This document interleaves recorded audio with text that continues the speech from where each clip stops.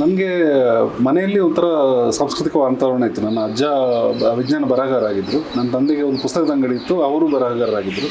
So ಒಂದು ಸಾಹಿತ್ಯದ background ಇತ್ತು ನಮಗೆ. ಸಾಹಿತ್ಯ ರಂಗಭೂಮಿ ಬಗ್ಗೆ ಒಲವಿತ್ತು, ಬಟ್ ಯಾರು ರಂಗಭೂಮಿಯಲ್ಲಿ ಇರಲಿಲ್ಲ, ಸಾಹಿತ್ಯದ ಬಗ್ಗೆ ವಲಯದಲ್ಲಿದ್ದರು. ಹಾಗೆ ಸಾಹಿತ್ಯದ ಹಿನ್ನೆಲೆಯಲ್ಲಿದ್ದೆ. ತಂದೆಗೆ ಪುಸ್ತಕದ ಅಂಗಡಿ ಇದ್ದ ಕಾರಣ ಸಾಕಷ್ಟು ನಾಟಕದವರು ಪುಸ್ತಕ ತಗೊಳ್ಳಿಕ್ಕೆ ಅಂಗಡಿಗೆ ಬರ್ತಿದ್ರು. ಹಾಗೆ ಒಂದು ಪರಿಚಯ ಇತ್ತು. ಸೊ ಇದರ ಪರಿಚಯ ಇತ್ತು, ಸಿನಿಮಾದಿರಲಿಲ್ಲ, ಮಂಗಳೂರಲ್ಲಿದ್ದು ನಾನು. ಹಾಗಾಗಿ ಈ ವಲಯದಲ್ಲಿದ್ದ ಕಾರಣ ನನಗೆ ಸಹಜವಾಗಿ ಇದರಲ್ಲಿ ಆಸಕ್ತಿ ಮೂಡಿತು. ಆದರೆ ಆ ಟೈಮಲ್ಲಿ ನಾನು ಅಂದರೆ ಗ್ರ್ಯಾಜುಯೇಷನ್ ಮಾಡೋ ಟೈಮ್ನಲ್ಲಿ ಈ ಸಿನಿಮಾ ಕ್ಲಬ್ ಇತ್ಯಾದಿಗಳೆಲ್ಲ ಇತ್ತಲ್ಲ, ಅದರಲ್ಲಿ ಒಂದಷ್ಟು ಸಿನಿಮಾಗಳನ್ನು ನೋಡಿ ಇಂಟ್ರೆಸ್ಟಿಂಗ್ ಅನಿಸ್ತಾ ಇತ್ತು. ನಾನು ಅಷ್ಟರಲ್ಲಾಗಲೇ ಫೋಟೋಗ್ರಫಿ ಮಾಡ್ತಿದ್ದೆ. ಇಂಟ್ರೆಸ್ಟ್ ಹಾಬಿಯಾಗಿ ಮಾಡ್ತಿದ್ದೆ ಅಷ್ಟೇ. ಒಂದಷ್ಟು ಕಾಲೇಜಿನಲ್ಲಿ ಯಾವುದು ಫೆಸ್ಟಿವಲ್ಗಳಾದರೆ ಅಲ್ಲಿ ಫೋಟೋಗ್ರಫಿ ಮಾಡಿ, ಕಮರ್ಷಿಯಲ್ ಫೋಟೋಗ್ರಫಿ ಮಾಡಿ, ಅದ್ರಲ್ಲಿ ಬಂದ ದುಡ್ಡಲ್ಲಿ ನನಗೆ ಬೇಕಾದ ಥರದ ಆರ್ಟಿಸ್ಟಿಕ್ ಫೋಟೋಗ್ರಫಿ ಮಾಡಿ, ಈ ಥರ ಏನೋ ಇರುತ್ತಲ್ಲ ಸ್ಟೂಡೆಂಟ್ ಡೇಸಲ್ಲಿ ಸೈಕಲ್ ಹೊಡೆಯೋದು, ಅದೆಲ್ಲ ಮಾಡ್ಕೊಂಡಿದ್ದೆ. ಮೂವಿಂಗ್ ಇಮೇಜಸ್ ಫಿಲ್ಮ್ಗಳನ್ನು ಕಂಡಾಗ ಅದರಲ್ಲಿ ಹೊಸ ಆಸಕ್ತಿ ಬಂತು. ಅಂದರೆ ಇದು ಹೆಂಗಾಗುತ್ತೆ, ಯಾಕೆಂದರೆ ಒಂದು ಸ್ಟಿಲ್ ಇಮೇಜ್ ಇರುತ್ತೆ, ಇದು ಸಡನ್ನಾಗಿ ಮೂವ್ ಆದ ಕೂಡಲೇ ನಮ್ಮ ಇಡೀ ಕಂಪೋಸಿಷನ್ನು ಮತ್ತು ಅದರ ಎಲ್ಲ ಡೈನಾಮಿಕ್ಸ್ ಚೇಂಜ್ ಆಗ್ತಾ ಹೋಗ್ತದೆ, ಅದರ ಗ್ರಾಮರೇ ಚೇಂಜ್ ಆಗುತ್ತೆ. ಅದು ಫಸ್ಟಿಗೆ ದಿಗಿಲು ಮೂಡಿಸ್ತು. ಅಂದರೆ ಇದೇನು ಅಂತ ಫೋಟೋಗ್ರಫಿಯಿಂದ ಬಂದವರಿಗೆ ವಿಡಿಯೋ ಬಂದ ಕೂಡಲೇ ಸ್ವಲ್ಪ ವಿಚಿತ್ರ ಅನ್ಸುತ್ತೆ, ಇದು ಹೆಂಗೆ ಮೂವ್ ಆಗ್ತಾ ಇದೆಯಲ್ಲ ಅಂತ. ಹಂಗೆ ಕುತೂಹಲ ಸ್ಟಾರ್ಟ್ ಆಯಿತು. ಅದಾದಮೇಲೆ ನಮಗೆ ಅಫ್ಕೋರ್ಸ್ ಫ್ಯಾಮಿಲಿ ಬ್ಯಾಕ್ಗ್ರೌಂಡಲ್ಲಿ ಯಾರೂ ಸಿನಿಮಾದಲ್ಲಿರಲಿಲ್ಲ. ಸೊ ಇದನ್ನೊಂದು ಸಾಹಿತ್ಯವಾಗಿ ಕಲಿಬೇಕು, ಇಲ್ಲಿ ಇನ್ನೊಂದು ಸೈನ್ಸ್ ಇದೆ ಇದರ ಹಿಂದೆ, ಇದನ್ನು ಕಲಿಬೇಕು ಅಂತ ಅಂದ್ಕೊಂಡೆ. ಸೈನ್ಸ್ ಅಂತೇಳಿ ಯಾವ್ದಾದ್ರು ಹೇಳಿ, ಗ್ರಾಮರ್ ಅಂತ ಹೇಳಿ ಕಲಿಬೇಕು ಅಂತ ಅಂದ್ಕೊಂಡೆ. ಆವಾಗ ಪೂನಾದಲ್ಲಿ ಫಿಲ್ಮ್ ಇನ್ಸ್ಟಿಟ್ಯೂಟ್ ಇದೆ ಅಂತ ಗೊತ್ತಾಯಿತು, film and television institute of India ಅಂತ. ಅದಕ್ಕೆ ಎಂಟ್ರೆನ್ಸ್ ಎಕ್ಸಾಮ್ ಬರೆದೆ. ಅವಾಗೆಲ್ಲ ಆ್ಯಕ್ಚುಲಿ ಅಂದರೆ ಅದು ಫಿಲ್ಮ್ ಸ್ಕೂಲ್ ಹೇಗಿರುತ್ತೆ, ಸಿನಿಮಾ ಇಂಡಸ್ಟ್ರಿ ಹೆಂಗಿರುತ್ತೆ ಅಂತೇಳಿ ಯಾವ ಕಲ್ಪನೆ ಇರಲಿಲ್ಲ. ಅಂದರೆ ಮೂವಿಂಗ್ ಇಮೇಜ್ ಬಗ್ಗೆ ಕಲ್ತ್ಕೋಬೇಕು, ಇದೇನೋ ನಂಗೆ ಅರ್ಥ ಆಗ್ತಾ ಇಲ್ಲ, ಇದು ಅರ್ಥ ಮಾಡ್ಕೋಬೇಕು ಅಂತೇಳಿ ಒಂದೇ ಹುಚ್ಚಿದ್ದಿದ್ದು. ಅಂದರೆ ಈ ಸಿನಿಮಾದಲ್ಲೇನೋ ಕೆರಿಯರ್ ಮಾಡಿಬಿಡ್ತೀನಿ ನಾನು, ಆ ಥರದ್ದೆಲ್ಲ ಇರಲಿಲ್ಲ. ಸಿನಿಮಾ ಮಾಡಬೇಕಂತ ಆಸಕ್ತಿ ಇತ್ತು. ಹಾಗೆ ಜರ್ನಿ ಸ್ಟಾರ್ಟ್ ಆಗಿದ್ದು. ಸೊ ಫಾರ್ಚುನೇಟ್ಲಿ ಮನೆಯಲ್ಲಿ ಸಾಹಿತ್ಯದ ಬ್ಯಾಕ್ಗ್ರೌಂಡ್ ಇದ್ದ ಕಾರಣ ಪ್ರೋತ್ಸಾಹವನ್ನು ಸಿಕ್ತು, ಏನು ಬೇಕು ಮಾಡು, ಹೋಗಿ ಕಲಿ ಅಂದು. ಮತ್ತು ಗೌರ್ಮೆಂಟ್ ಇನ್ಸ್ಟಿಟ್ಯೂಷನ್ ಆದ ಕಾರಣ ನಮ್ಮ ಥರದ ಲೋವರ್ ಮಿಡಲ್ ಕ್ಲಾಸ್ ಕುಟುಂಬದಿಂದ ಬರೋರಿಗೆ ಎಫೋರ್ಡೆಬಲ್ ಇತ್ತು. ಅಂದರೆ ಫೀಸ್ ಎಲ್ಲ ಎಫೋರ್ಡೆಬಲ್ ಇತ್ತು ಆಗ, ಈಗೆಲ್ಲ ಸ್ವಲ್ಪ ಜಾಸ್ತಿ ಆಗಿದೆ, ಬಟ್ ಆವಾಗ ಎಫೋರ್ಡೆಬಲ್ ಇತ್ತು. ಹಾಗಾಗಿ ಇದು ಸಾಧ್ಯ ಆಯಿತು. ಆ ಥರ ಜರ್ನಿ ಸ್ಟಾರ್ಟ್ ಆಯಿತು ನಾನು. ಕಾಡಿದ್ದ ಸಿನಿಮಾಗಳು ಆ ಟೈಮಲ್ಲಿ ತುಂಬ ಇದೆ, ಆದರೆ ಇದೇ ಥರ ಮಾಡಬೇಕು ಅಂತ ಹೇಳುವಂಥದ್ದು ಇರಲಿಲ್ಲ. ಒಂದು ಆಗ ಅಂದರೆ ಈಗ ಪ್ರಾಬ್ಲಿ ನಾನು ಇದನ್ನು ಹೇಳಿದರೆ ಜನಕ್ಕೆ ಅರ್ಥ ಮಾಡ್ಕೊಳ್ಳೋದು ಸ್ವಲ್ಪ ವಿಚಿತ್ರ ಅನಿಸ್ಬೋದು. 2002-2003 ಟೈಮಲ್ಲಿ ಮಂಗಳೂರಿನಲ್ಲಿ ಈಗಿನಷ್ಟು ಎಕ್ಸ್ಪೋಜರ್ ಇರಲಿಲ್ಲ. ಆವಾಗೆಲ್ಲ ನಾವಿನ್ನು ಡಯಲಪ್ ನೆಟ್ವರ್ಕಿನ ಇಂಟರ್ನೆಟ್ ಕಾಲದಲ್ಲಿ ಇದ್ದಿದ್ದು. ಅಂದರೆ ನಾನೇನೋ ಭಾಳ ಡೈನೋಸರ್ಸ್ ಕಾಲದವನು ಅಂತ ಹೇಳೋಂಗೆ ಅನಿಸ್ಬೋದು, ಆದರೆ ಆ ಕಾಲದಲ್ಲಿ ಡಯಲಪ್ ನೆಟ್ವರ್ಕ್ ಇದ್ದಿದ್ದು. ಈಗ ಏನು ಹಿಂಗೊಂದು ಚಿಟಿಕೆ ಹೊಡೆದ ಕೂಡಲೇ ನಿಮಗೆ ನೆಟ್ಫ್ಲಿಕ್ಸು, ಅಮೆಝಾನಲ್ಲಿ ಇಂಟರ್ನ್ಯಾಷನಲ್ ಫಿಲ್ಮ್ಗಳು ಸಿಗುತ್ತೆ. ಅಷ್ಟು ಸ್ವಲ್ಪ ಇಂಟರ್ನ್ಯಾಷನಲ್ ಫಿಲ್ಮ್ಗಳು ಸಿಗ್ತಾ ಇರಲಿಲ್ಲ. ಇನ್ನೂ VCR, VCP ಎಲ್ಲ ಇದ್ದ ಕಾಲ ಅದು. ಸಡನ್ನಾಗಿ ಭಾಳ ಹಿಂದಿನ ಕಾಲ ಅಂತ ಅನಿಸ್ತಾ ಇದೆ. ಆದರೆ ಐ ಥಿಂಕ್ ಆ ಕಾಲದಲ್ಲಿ ನಮಗೆ ತುಂಬ ಎಕ್ಸ್ಪೋಜರ್ ಇರಲಿಲ್ಲ, ನನಗಂತೂ ಇರಲಿಲ್ಲ. ಬಟ್ ಇದ್ದ ಎಕ್ಸ್ಪೋಜರ್ಗಳಲ್ಲಿ ಜಾಪನೀಸ್ ಸಿನಿಮಾ, ಈ ಕುರೋಸಾವಾ ಇರ್ಬೋದು, ಆ ಥರದ ಒಂದಷ್ಟು ಜನ ಸಿಗ್ತಿತ್ತು. ನಮಗಿಲ್ಲಿ ಒಂಥರ ಎಕ್ಸೆಸಿಬಲ್ ಆಗಿದ್ದ ಇಂಟರ್ನ್ಯಾಷನಲ್ ಫಿಲ್ಮ್ ಮೇಕರ್ ಅಥವಾ ಒಂದು ಆರ್ಟಿಸ್ಟಿಕ್ ಫಿಲ್ಮ್ಸ್ ಅಂತ ಇದ್ದಿದ್ದು ಗಿರೀಶ್ ಕಾಸರವಳ್ಳಿ ಅವರು. ಆ್ಯಂಡ್ ಗಿರೀಶ್ ಕಾಸರವಳ್ಳಿ ಅವರು ತುಂಬ ಅಪ್ರೋಚಬಲ್ ಆಗಿದ್ದರು. ಅಂದರೆ ಒಂದು ಸಾಹಿತ್ಯದ ವಲಯದಲ್ಲಿ ಅವ್ರು ತುಂಬ ಹಂಬಲು, ಡೌನ್ ಟು ಅರ್ತ್ ಆಗಿರೋ ಕಾರಣ ಅವ್ರನ್ನ ಹೋಗಿ ಮಾತಾಡಿಸೋದು ಸಾಧ್ಯ ಇತ್ತು. ಅವ್ರು ಮಂಗಳೂರಲ್ಲಿ ಯಾವುದೋ ಒಂದು ಸಿನಿಮಾ ಶೂಟ್ ಮಾಡ್ತಾಯಿದ್ರು, ಆವಾಗ ನಾನು ಹಿಂಗೆ ಹೋಗಿ ಮಾತಾಡಿಸಿದ್ದೆ. ಹಂಗೊಂದು ಪಾಸಿಂಗ್ ಶಾಟ್ ಕೂಡ ಕೊಡಿಸಿದ್ರು ನಂತರ ಅವ್ರ ಫಿಲ್ಮಲ್ಲಿ. ಅಂದರೆ ನಮ್ಮ ಫ್ರೆಂಡ್ ಸರ್ಕಲ್ ಇದ್ದಾಗೆ ಅಭಯ ಬಾರ ಇಲ್ಲಿ ಹೋಗಲ್ಲಿ ನಿಂತ್ಕೋ ಅಂತ ಹೇಳಿದ್ರು. ಆ ಥರದ ಒಂದು ಸಲಿಗೆ ಅಂದರೆ ಅವ್ರು ತುಂಬ ಹಿರಿಯರು, ತುಂಬ ಅಂದರೆ ಎಕ್ಸ್ಪೀರಿಯನ್ಸ್ಡು ದೊಡ್ಡ ಮನುಷ್ಯ. ಕೆಲವೊಮ್ಮೆ ಆ ದೊಡ್ಡ ಮನುಷ್ಯರೇ ಈ ಥರದ ಒಂದು ಒಳ್ಳೆಯ ಕೆಲಸ ಮಾಡ್ಲಿಕ್ಕೆ ಸಾಧ್ಯ. ಸೊ ಹಾಗೆ ಅವರು ಆಕ್ಸೆಸಿಬಲ್ ಇದ್ದರು. ಅವರು ದ್ವೀಪ ನಾನು ನೋಡಿದ ಮೊದಲ ಸಿನಿಮಾ. ನಮ್ಮ ಮನೆಗೆ ಬಂದು ಅವರು ಒಂದು ಸ್ಕ್ರೀನಿಂಗ್ ಮಾಡಿದರು. ಆ ಸ್ಕ್ರೀನಿಂಗಲ್ಲಿ ಸಂವಾದಕ್ಕೂ ಬಂದುಬಿಟ್ಟಿದ್ರು ಅವರು. ಅಂದರೆ ನಮ್ಮ ಒಂದಷ್ಟು ಫ್ರೆಂಡ್ ಸರ್ಕಲನ್ನು ಸೇರಿಸಿ ಒಂದು ಸಿನಿಮಾ ಪ್ರದರ್ಶನ ಹಾಗೂ ಸಂವಾದ ಮಾಡಿದ್ವಿ.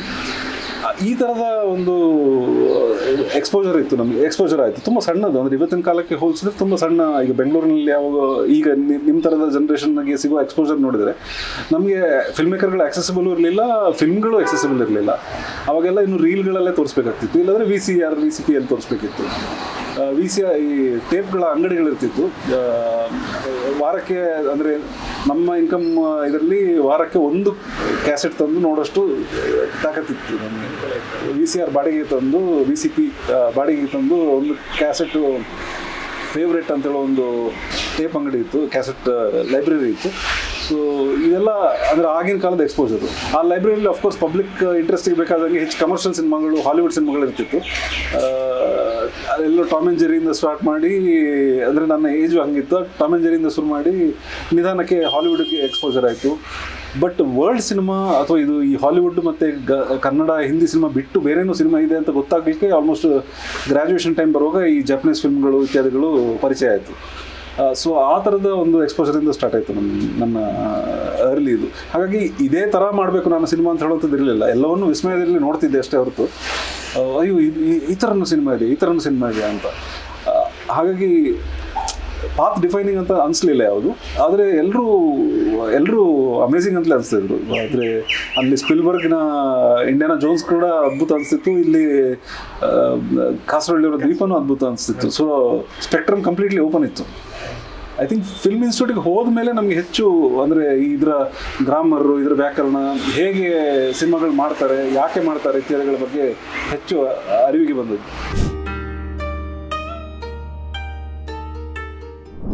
ಒಂದು ಒಳ್ಳೆ ಸಿನಿಮಾ ತಯಾರು ಮಾಡಲಿಕ್ಕೆ ಏನು ಇಂಗ್ರೀಡಿಯೆಂಟ್ಸ್ ಅಂತ ಹೇಳುವಂಥದ್ದು ಒಂದು ಫಾರ್ಮುಲಾ ಅಂತ ಹೇಳೋಂಗಾಗುತ್ತೆ.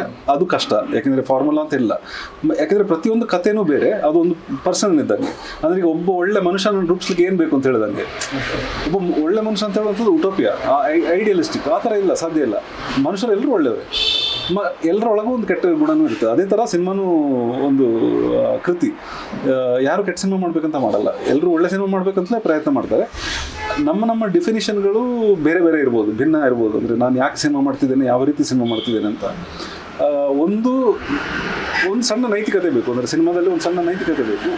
ಅದನ್ನು ನಾನು ಹೇಳ್ತಾ ಇರೋದನ್ನು ಸಾವಿರಾರು ಜನ, ಲಕ್ಷಾಂತರ ಜನ, ಕೋಟ್ಯಾಂತರ ಜನ ನೋಡುವ ಸಾಧ್ಯತೆ ಇದೆ. ಹಾಗಾಗಿ ಅದರಲ್ಲಿ ನನಗೊಂದು ಬದ್ಧತೆ ಬೇಕಾಗುತ್ತೆ. ಅಂದರೆ ನಾನು ಹೇಳ್ತಾ ಇರುವಂಥದ್ದು ಸಾಮಾಜಿಕ ಹಿತಕ್ಕೆ ಅಲೈನ್ ಆಗಿದೆಯಾ ಅಂತೇಳಿ ನೋಡಬೇಕಾಗಿರುತ್ತೆ. ಅಂತ ಹೇಳಿದ ಕೂಡಲೇ ನಾನು ಒಂದು ನೀತಿ ಬೋಧಕ ಅಥವಾ ಈ ಸಿನಿಮಾದ ನೀತಿ ಎಂದರೆ ಅಂತ ಹೇಳುವ ಥರದ ಸಿನಿಮಾ ಮಾಡಬೇಕಾಗಿಲ್ಲ. ಸಮಾಜಕ್ಕೆ ಕನ್ನಡಿ ಹಿಡಿದ್ರೂ ಸಾಕಾಗುತ್ತೆ, ಸಮಾಜದಲ್ಲಿ ಪ್ರಶ್ನೆ ಕೇಳಿದ್ರೂ ಸಾಕಾಗುತ್ತೆ. ಅಂದರೆ ಸಿನಿಮಾ ನೋಡುವವರಿಗೆ ಸಿನಿಮಾ ನೋಡಿದ ಮೇಲೆ ಅದರಿಂದ ಒಂದಷ್ಟು ಸವಾಲುಗಳು ಹುಟ್ಟಿದ್ರೆ ತಲೆಯಲ್ಲಿ. ಅಂದರೆ ಹೌದಾ, ನನ್ನ ಸಮಾಜ ಹಿಂಗಿದೆಯಾ, ನನ್ನ ಕಮ್ಯುನಿಟಿ ಈ ಥರ ಇದೆಯಾ, ನಾನು ಹಿಂಗೆ ಯಾಕಿದ್ದೇನೆ, ಈ ಥರದ ಪ್ರಶ್ನೆಗಳು ಹುಟ್ಟಿಸಿದ್ರೂ ಸಾಕಾಗುತ್ತೆ.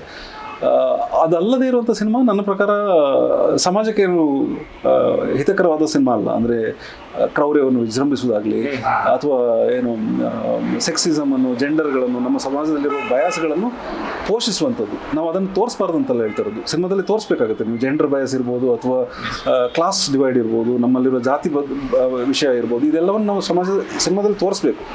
ಆದರೆ ತೋರಿಸೋದ್ರ ಮೂಲಕ ಅದನ್ನು ವಿಜೃಂಭಣೆ ಮಾಡಬಾರ್ದು. ಅದ್ರ ಬಗ್ಗೆ ಒಂದ ಪ್ರಶ್ನೆ ಮಾಡಬೇಕು, ಇಲ್ಲಾಂದರೆ ವಿರೋಧಿಸ್ಬೇಕಂತಲೇ ನಾನು ಹೇಳಲ್ಲ, ಅದನ್ನು ಪ್ರಶ್ನೆ ಆದರೂ ಮಾಡೋಂಗೆ ಇರಬೇಕು. ಅಂದರೆ ನಾವು ಹಿಂಗಿದೀವ, ನಮ್ಮ ಸೊಸೈಟಿಯ ಇವತ್ತಿನ ಸ್ಥಿತಿ ಹೀಗಿದೆಯಾ, ಯಾಕಿದೆ ಅಂಥೇಳಿ ಒಂದು ಪ್ರಶ್ನೆ ಆದರೂ ಮೂಡುವಂತಿರಬೇಕು. ಐ ಥಿಂಕ್ ಅದನ್ನು ಮಾಡಲಿಕ್ಕೆ ಸಾಧ್ಯ ಆದರೆ ಅದು ಒಂದು ಒಳ್ಳೆ ಸಿನಿಮಾ ಅಂತ ನನ್ನ ಡೆಫಿನೇಷನ್. ಅಂದರೆ ಅಟ್ ಎನಿ ಕಾಸ್ಟ್ ಪ್ರೀಚಿ ಆಗಬಾರ್ದು. ಅಂದರೆ ಇನ್ನೊಬ್ರಿಗೆ ಬುದ್ಧಿ ಹೇಳಿಕೆ ನಾವು ಯಾರು, ಅಂದರೆ ನಾವು ತುಂಬ ಸಣ್ಣವರು, ಸಮಾಜದ ಕಲೆಕ್ಟಿವ್ ವಿಸ್ಡಮ್ನೇ ಎದುರು ಒಬ್ಬ ಫಿಲ್ಮ್ ಮೇಕರ್ ಆಗಲಿ ಅಥವಾ ಯಾವುದೇ ಆರ್ಟಿಸ್ಟ್ ಆಗಲಿ ತುಂಬ ಸಣ್ಣವನಾಗಿರ್ತಾನೆ. ಸೊ ಹಂಬಲ್ ಆಗಿರ್ತಾನೆ. ಯಾಕೆಂದರೆ ಸಮಾಜ ಬಹಳ ಕಾಲದಿಂದ ಒಂದು ಇವಾಲ್ವ್ ಆಗಿ ಬಂದಿರುವಂಥ ಒಂದು ಆರ್ಗ್ಯಾನಿಕ್ ವಿಷಯ ಅದು. ಅಲ್ಲಿ ಅದರೊಳಗಡೆ ಒಂದು ಜೀವಂತಿಕೆ ಇದೆ, ಅದರೊಳಗಡೆ ಒಂದು ಬುದ್ಧಿವಂತಿಕೆ ಇದೆ, ಅದರೊಳಗಡೆಯಿಂದ ಅದು ತನ್ನನ್ನು ತಾನು ಸರಿ ಮಾಡ್ತಾ ಇರ್ತದೆ, ತನ್ನನ್ನು ತಾನು ರಿಯಲೈನ್ ಮಾಡ್ತಾ ಇರ್ತದೆ. ಬಟ್ ಇದರಲ್ಲಿ ಬರುವಂಥ ಕೊಮಗಳು, ಪಂಕ್ಚುಯೇಷನ್ಗಳು ಸಿನಿಮಾ ಆಗಿರ್ಬೋದು. ಸೊ ಐ ಥಿಂಕ್ ಆ ನಿಟ್ಟಿನಲ್ಲಿ ಒಳ್ಳೆ ಸಿನಿಮಾನೋ ಕೆಟ್ಟ ಸಿನಿಮಾನೋ ಅಂತ ಹೇಳೋದು ಡಿಸೈಡ್ ಆಗುತ್ತೆ ಅಂತ ಅನಿಸುತ್ತೆ ನನಗೆ. ಡೆಫಿನೆಟ್ಲಿ ಉದ್ಯೋಗನೂ ಹೌದು. ಅದು ಇದೊಂಥರ ವ್ಯಾವಹಾರಿಕ ಕಲೆ, ಅಂದರೆ ಕಮರ್ಷಿಯಲ್ ಆರ್ಟ್ ಅಂತ ಹೇಳ್ತಾರಲ್ಲ ಆ ಥರ. ಅಂದರೆ ಇದರಲ್ಲಿ ದುಡ್ಡು ಇದೆ, ಯಾಕೆಂದರೆ ಈ ನೇಚರ್ ಆಫ್ ಈ ಮೀಡಿಯಮ್ ಹೆಂಗಿದೆ ಅಂತ ಹೇಳಿದ್ರೆ ಇದಕ್ಕೆ ತುಂಬ ದುಡ್ಡಿನ ಅಗತ್ಯ ಇದೆ. ಅಂದರೆ ನಿಮಗೆ ಒಂದು ಕ್ಯಾಮ್ರಾ ಅಂತ ಹೇಳಿದ್ರೆ ಕ್ಯಾಮ್ರಾ ಬಾಡಿಗೆ ತಗೊಳ್ಬೇಕು, ಲೈಟ್ಸ್ ಬಾಡಿಗೆ ತಗೊಳ್ಬೇಕು, ಅದರಲ್ಲಿ ಆ್ಯಕ್ಟ್ ಮಾಡೋರಿಗೆ ದುಡ್ಡು ಕೊಡಬೇಕು, ಡೈರೆಕ್ಟ್ ಮಾಡಿದವ್ರಿಗೆ ದುಡ್ಡು ಕೊಡಬೇಕು, ಇದೆಲ್ಲದಕ್ಕೂ ದುಡ್ಡಾಗುತ್ತೆ. ಕಂಪೇರ್ ಮಾಡಿದರೆ ನೀವು ಯಾವುದೊಂದು ಮ್ಯೂಸಿಕ್ ಅಂತ ಹೇಳಿದ್ರೆ, ನಾನು ಹಾಡುವನು ಅಂತೇಳಿ ಆದರೆ ನನಗೆ ನಾನು ಕೂತ್ಕೊಳ್ತೇನೆ, ಈಗ ಇಲ್ಲಿ ಕೂತ್ಕೊಳ್ತೇನೆ, ಹಾಡ್ತೇನೆ ಅಂತ ಡಿಸೈಡ್ ಮಾಡಿದರೆ ನಾನು ಇಮಿಡಿಯೇಟ್ಲಿ ಹಾಡ್ಲಿಕ್ಕೆ ಶುರು ಮಾಡ್ಬೋದು. ಅಲ್ಲಿ ನಾನು ಮತ್ತು ನನ್ನ ಶಾಖೆ ಮಾತ್ರ ಇನ್ವಾಲ್ವ್ ಇದೆ. ಸಿನಿಮಾದಲ್ಲಿ ಅಷ್ಟು ಸಿಂಪಲ್ ಆಗಲ್ಲ. ಅಥವಾ ನೀವು ಪೇಂಟರ್ ಆದರೆ ನೀವು ಕ್ಯಾನ್ವಾಸ್ ಬೇಕು, ನಿಮಗೆ ಒಂದು ಸ್ವಲ್ಪ ಪೇಂಟ್ ಬೇಕು, ನಿಮ್ಮ ಖರ್ಚಿದೆ ಅಲ್ಲಿ, ಬಟ್ ಸ್ವಲ್ಪ ಕಡಿಮೆ ಇದೆ ಖರ್ಚು, ಅಂದರೆ ಕಂಪೇರ್ ಟು ಸಿನಿಮಾದಲ್ಲಿ ನಿಮಗೆ ಒಂದು ಬಹಳ ಮಿನಿಮಮ್ ಆಗಿ ಮಾಡಬೇಕು ಅಂದರೂ ಒಂದಷ್ಟು ಮಟ್ಟಿಗಿನ ಉಳಿದ ನಾವು ಈಗ ಹೇಳ್ಬೋದಾಗಿರುವಂಥ ಸಂಗೀತನೋ ಪೇಂಟಿಂಗು ಕಂಪೇರ್ ಮಾಡಿದರೆ ಅದಕ್ಕಿಂತ ಎಕ್ಸ್ಪೆನ್ಸಿವ್ ಆರ್ಟ್. ಹಾಗಾಗಿ ಇದರಲ್ಲೊಂದು ದುಡ್ಡಿನ ಚಟುವಟಿಕೆ ಇದ್ದೇ ಇದೆ. ಅಟ್ ದ ಸೇಮ್ ಟೈಮ್ ಇದು ತುಂಬ ಆಕ್ಸೆಸಿಬಲ್ ಮೀಡಿಯಂ ಕೂಡ. ಅಂದರೆ ನೀವು ಈಗ ಆಬ್ಸ್ಟ್ರಾಕ್ಟ್ ಪೇಂಟಿಂಗ್ ನೋಡಿದ್ರೆ ಅಥವಾ ನಮ್ಗೆ ಅರ್ಥ ಆಗದೇ ಇರೋ ಚಾನ್ಸ್ ಇದೆ. ಅಂದರೆ ಒಂದು ಟ್ಯೂನಿಂಗ್ ಇಲ್ಲದಿದ್ರೆ ಅದಕ್ಕೊಂದು ಒಂದು ಟ್ಯೂನಿಂಗ್ ಇಲ್ಲ, ಅದರ ಬಗ್ಗೆ ನಮ್ಗೆ ಒಂದಷ್ಟು ಅರಿವಿಲ್ಲದ್ರೆ ಅರ್ಥ ಆಗದೇ ಇರೋ ಚಾನ್ಸ್ ಇದೆ, ಕನೆಕ್ಟ್ ಆಗಲ್ಲ. ಅದಕ್ಕೆ ಅದರದ್ದೇ ಒಂದು ಲರ್ನಿಂಗ್ ಬೇಕು, ಗ್ರೂಮಿಂಗ್ ಬೇಕು. ಮ್ಯೂಸಿಕ್ ಕೂಡ ಹಾಗೆ. ಅಂದರೆ ನೀವು ಯಾವುದೋ ಉತ್ತರಾದಿ ಸಂಗೀತ ಹಾಡ್ತಿದ್ದೀರಿ ಅಂತೇಳಿ ಆದರೆ ಅದರ ರಾಗ ಏನು, ಆ ರಾಗದ ಮೂಲಕ ಕಲಾವಿದ ಮೂಡಿಸ್ತಿರೋ ಭಾವ ಏನು, ಇದು ಅರ್ಥ ಆಗಬೇಕಿದ್ರೆ ಕೂಡ ಒಂದು ಸಣ್ಣ ಮಟ್ಟಿನ ಟೇಸ್ಟ್ ಬೇಕು. ಈ ಟೇಸ್ಟ್ಗಳು ಒಂದು ಮಟ್ಟಿಗೆ ಅಕ್ವೈರ್ಡ್ ಟೇಸ್ಟ್. ಅಂದರೆ ನಾವು ಅದನ್ನು ಕಲಿತು ಅದನ್ನು ಸಂಗೀತ ಕಲಿಬೇಕಾಗಿಲ್ಲ, ಆದರೆ ಇದರ ಮೂಲಕ ಏನು ಕಮ್ಯುನಿಕೇಟ್ ಮಾಡುತ್ತೆ ಅಂತ ಹೇಳೋದನ್ನು ನಾವು ಅದರ ಭಾವವನ್ನು ಗ್ರಹಿಸ್ಲಿಕ್ಕೆ ಒಂದು ಟ್ಯೂನಿಂಗ್ ಬೇಕಾಗುತ್ತೆ. ಸಿನಿಮಾ ಹಾಗಲ್ಲ. ಸಿನಿಮಾ ನೋಡಿದ ಕೂಡಲೇ ಅದರ ಹೊರ ಆವರಣ ಮೂಲಕ ನಿಮಗೆ ಇಮಿಡಿಯೇಟ್ಲಿ ಅರ್ಥ ಆಗುತ್ತೆ ಅಂತ ಹೇಳೋ ಭ್ರಮೆ ಮೂಡಿಸುತ್ತೆ. ಅಂದರೆ ಅದು ನಮಗೆ ನಿಜವಾಗಿ ಅರ್ಥ ಆಗಬೇಕಾಗಿಲ್ಲ, ಅರ್ಥ ಆಗೋದು ಇಲ್ಲ ಹೆಚ್ಚಿನ ಸತಿ. ಆದರೆ ಅದು ಅರ್ಥ ಆಯಿತು, ನನಗೆ ದಕ್ಕಿತು ಅಂತ ಹೇಳೋ ಒಂದು ಭಾವವನ್ನು ಸಿನಿಮಾ ಕೊಡ್ತದೆ. ಅದಕ್ಕೆ ಅದನ್ನು ನಾವು ಕಾಂಕ್ರೀಟ್ ಮೀಡಿಯಮ್ ಅಂತ ಕರಿತೀವಿ. ಯಾಕೆಂದರೆ ಅಲ್ಲಿ ರಿಯಲ್ ಆಗಿರುವಂಥ ಇಮೇಜ್ಗಳನ್ನು, ಸೌಂಡ್ಗಳನ್ನು ಯೂಸ್ ಮಾಡಿ ನಾವು ಕತೆ ಕಟ್ತಾ ಇರ್ತೀವಿ. ಹೀಗಿರುವ ಕಾರಣ ಇದು ತುಂಬ ಕ್ರಿಟಿಸಿಸಮ್ಗೆ ಒಳಗಾಗುವಂಥ ಮೀಡಿಯಮ್ಮೂ ಹೌದು, ತುಂಬ ಮೀಡಿಯಾ ಎಕ್ಸ್ಪೋಜರ್ಲಿರುವಂಥ ಮೀಡಿಯಮ್ ಕೂಡ ಹೌದು. ಅಂದರೆ ಸಿನಿಮಾಕ್ಕಾಗಿಯೇ ಪುರವಣಿಗಳನ್ನು ರೂಪಿಸುವಂಥದ್ದು, ಸಾಹಿತ್ಯಕ್ಕಾಗಿ ಪುರವಣಿಗಳನ್ನು ಎಷ್ಟು ನ್ಯೂಸ್ ಪೇಪರ್ನವ್ರು ಮಾಡ್ತಾರೆ. ಅಥವಾ ಸಿನಿಮಾ ಇದು ಟಿ ವಿ ಮೀಡಿಯಮಲ್ಲಿ ನೋಡಿ, ಸಾಹಿತ್ಯಕ್ಕಾಗಿ ಒಂದು ಸೆಗ್ಮೆಂಟೇ ಇಲ್ಲ ನಮ್ಮಲ್ಲಿ ಟಿ ವಿಯಲ್ಲಿ. ಸಿನಿಮಾಕ್ಕೆ ಇದೆ, ಅಂದರೆ ಸಿನಿಮಾ ಸುದ್ದಿಗಳಿಗಾಗಿ ಒಂದು ಇಡೀ ಸೆಗ್ಮೆಂಟೇ ಬರ್ತದೆ. ಸೊ ಅಷ್ಟು ಪಬ್ಲಿಕ್ ಗ್ಲೇರಲ್ಲಿ ಇರುವಂಥ, ಅಂದರೆ ಪಬ್ಲಿಕ್ ಐಯಲ್ಲಿ ಸದಾ ಇರುವಂಥ ಮೀಡಿಯಮ್. ಹಾಗಾಗಿ ಹೆಚ್ಚು ಡಿಬೇಟೆಡ್ ಕೂಡ. ಇಲ್ಲಿನ ಯಾವ ಸಾಹಿತಿ ಮಾಡಿದ ಗಾಸಿಪ್ಪಿಗೂ ಸಿನಿಮಾ ಸ್ಟಾರ್ ಮಾಡಿದ ಗಾಸಿಪ್ಗೂ ತುಂಬ ಡಿಫ್ರೆನ್ಸ್ ಇರುತ್ತೆ. ಹಾಗಾಗಿ ಇದು ತುಂಬ ಟೆಸ್ಟೆಡ್ ಕೂಡ. ಅಂದರೆ ಯಾವಾಗಲೂ ನಿಮ್ಮ ಮೀಡಿಯಾದ ಕಣ್ಣಲ್ಲಿ ಇರ್ತದೆ ಅಥವಾ ಜನರ ಕಣ್ಣಲ್ಲಿ ಸದಾ ಇರುವಂಥದ್ದು. ಸೊ ಈ ಎಲ್ಲ ಗೊಂದಲಗಳನ್ನು ಮೀರಿ ಒಬ್ಬ ಸಿನಿಮಾ ಮಾಡ್ಲಿಕ್ಕೆ ಬರ್ತಾ ಇದ್ದಾರೆ ಅಂತೇಳಿ ಆದರೆ ಅವ್ರಿಗೆ ಸಿನಿಮಾದಲ್ಲಿ ಎಷ್ಟು ಆಸಕ್ತಿ ಇದೆ. ಅಂದರೆ ಈ ಮಾಧ್ಯಮ ಕೊಡುವಂಥ ಗ್ರಾಮರ್ ಹಾಗೂ ಈ ಗ್ರಾಮರ್ನ ಯೂಸ್ ಮಾಡಿಕೊಂಡು ಅವರು ಕ್ರಿಯೇಟ್ ಮಾಡ್ತಾ ಇರುವಂಥ ಕೃತಿ, ಇದರಲ್ಲಿ ಎಷ್ಟು ಅವರ ಫೋಕಸ್ ಇದೆ ಅಂತ ಹೇಳೋದ್ರ ಮೇಲೆ ಐ ಥಿಂಕ್ ಈ ಮಾಧ್ಯಮಕ್ಕೆ ಬರಬೇಕೋ ಬೇಡೋ, ಬಂದರೆ ಏನು ಮಾಡಬೇಕು ಅಂತ ಹೇಳೋ ಗುರಿಗಳನ್ನು ಒಬ್ಬ ಯುವ ಅಥವಾ ಯುವತಿ ಡಿಸೈಡ್ ಮಾಡಬೇಕು ಅಂತ ನನಗೆ ಅನಿಸುತ್ತೆ. ಗ್ಲಾಮರಿಗೆ ಎಕ್ಸೈಟ್ ಆಗಿ ಬರುವಂಥದ್ದು ಇದ್ದರೆ ಅದು ಅಷ್ಟು ದೊಡ್ಡ ಕೃತಿಯಾಗಿ ಏನು ಕೊಡುಗೆ ಕೊಡಬಹುದು ಅಂತ ಹೇಳೋ ಬಗ್ಗೆ ನನಗೆ ಸಂಶಯ ಇದೆ.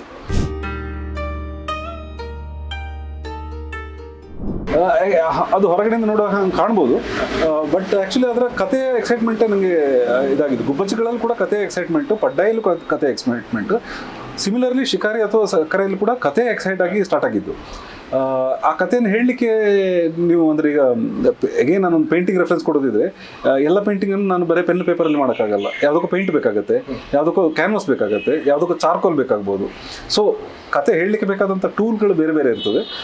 ಐ ಥಿಂಕ್ ಸಕ್ಕರೆ ಒಂದು ಆ ಥರದ ಫಾರ್ಮ್ಯಾಟ್ ಇತ್ತು. ಅಂದರೆ ಆ ಕತೆಗೆ ಇದ್ದಂಥ ಒಂದು ಎಂಗೇಜ್ಮೆಂಟ್, ಅದರಲ್ಲಿ ಲೇಯರಿಂಗ್ಗಳು ಕಡಿಮೆ ಇತ್ತು. ಅಂದರೆ ಈಗ ನೀವು ಗುಬ್ಬಚ್ಚಿಗಳು ನೋಡಿದ್ರೆ, ಪಡ್ಡಾಯಿ ನೋಡಿದ್ರೆ ಅದರಲ್ಲಿ ಒಂದು ಲೇಯರಿಂಗ್ ಇದೆ ಕಥೆಯಲ್ಲಿ.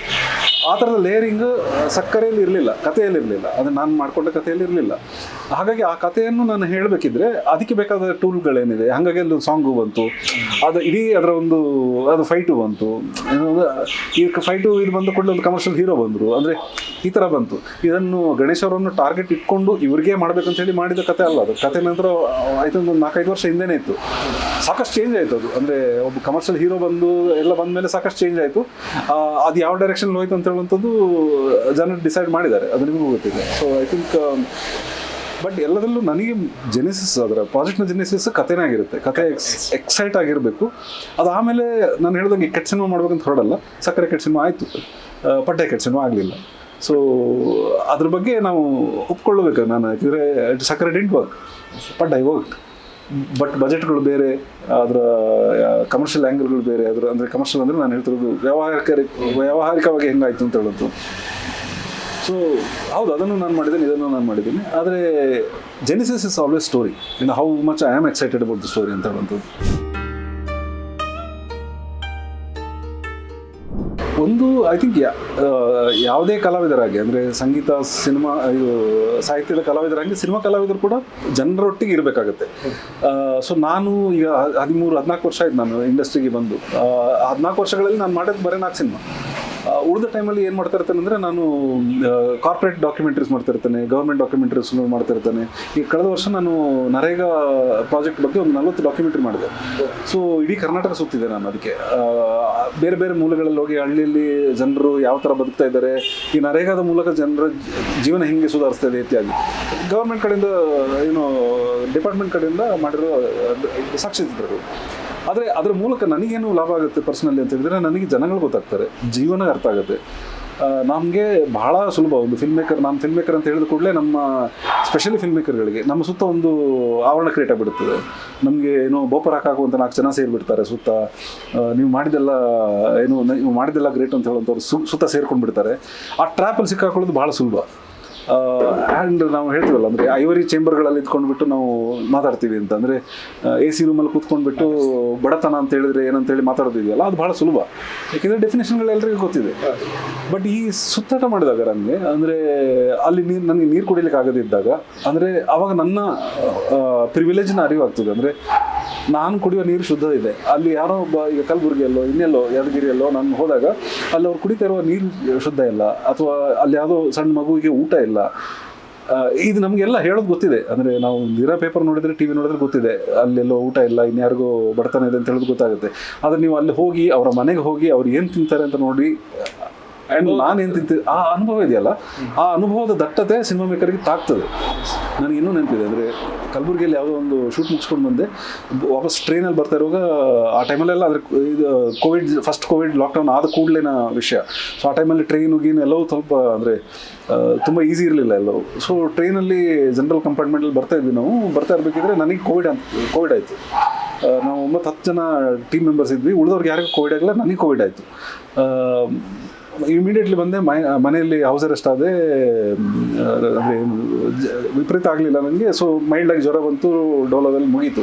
ಆದರೆ ಒಂದು 14 ದಿನ ಕ್ವಾರಂಟೈನ್ ಇತ್ತು. ನಾನು 14 ದಿನ ಕ್ವಾರಂಟೈನ್ ಆದ. ಆ ಟೈಮಲ್ಲಿ 2 ಸತಿ ಕೋವಿಡ್ ಆಯ್ತು ನನಗೆ, ಬ್ಯಾಕ್ ಟು ಬ್ಯಾಕ್ ಕ್ವಾರಂಟೈನ್ ಆಗಿದ್ದೆ. ಆ ಕ್ವಾರಂಟೈನ್ ಆದ ಅಷ್ಟು ದಿವಸ ನಾನು ಅಂದ್ಕೊಳ್ತಿದ್ದೆ, ನಾನು ನನ್ನ ಮನೆಯ ಬೆಡ್ರೂಮ್ನಲ್ಲಿ ಕ್ವಾರಂಟೈನ್ ಆಗಿದ್ದೀನಿ. ಎಷ್ಟು ಜನಕ್ಕೆ ಈ ಥರ ಮನೆ ಇದೆ? ಅಂದರೆ ಒಂದು ಕ್ವಾರಂಟೈನ್ ಆಗಲಿಕ್ಕೆ ಮನೇಲಿರೋದೇ ಒಂದು ರೂಮ್, ಆದರೆ ಹೆಂಗೆ ಕ್ವಾರಂಟೈನ್ ಆಗ್ತಾರೆ? ಅಥವಾ ಮನೆಯಲ್ಲಿ ಇನ್ನೊಬ್ಬರಿಗೆ ಕೋವಿಡ್ ಬರದಂಗೆ ಹೆಂಗೆ ನೋಡ್ಕೋತಾರೆ?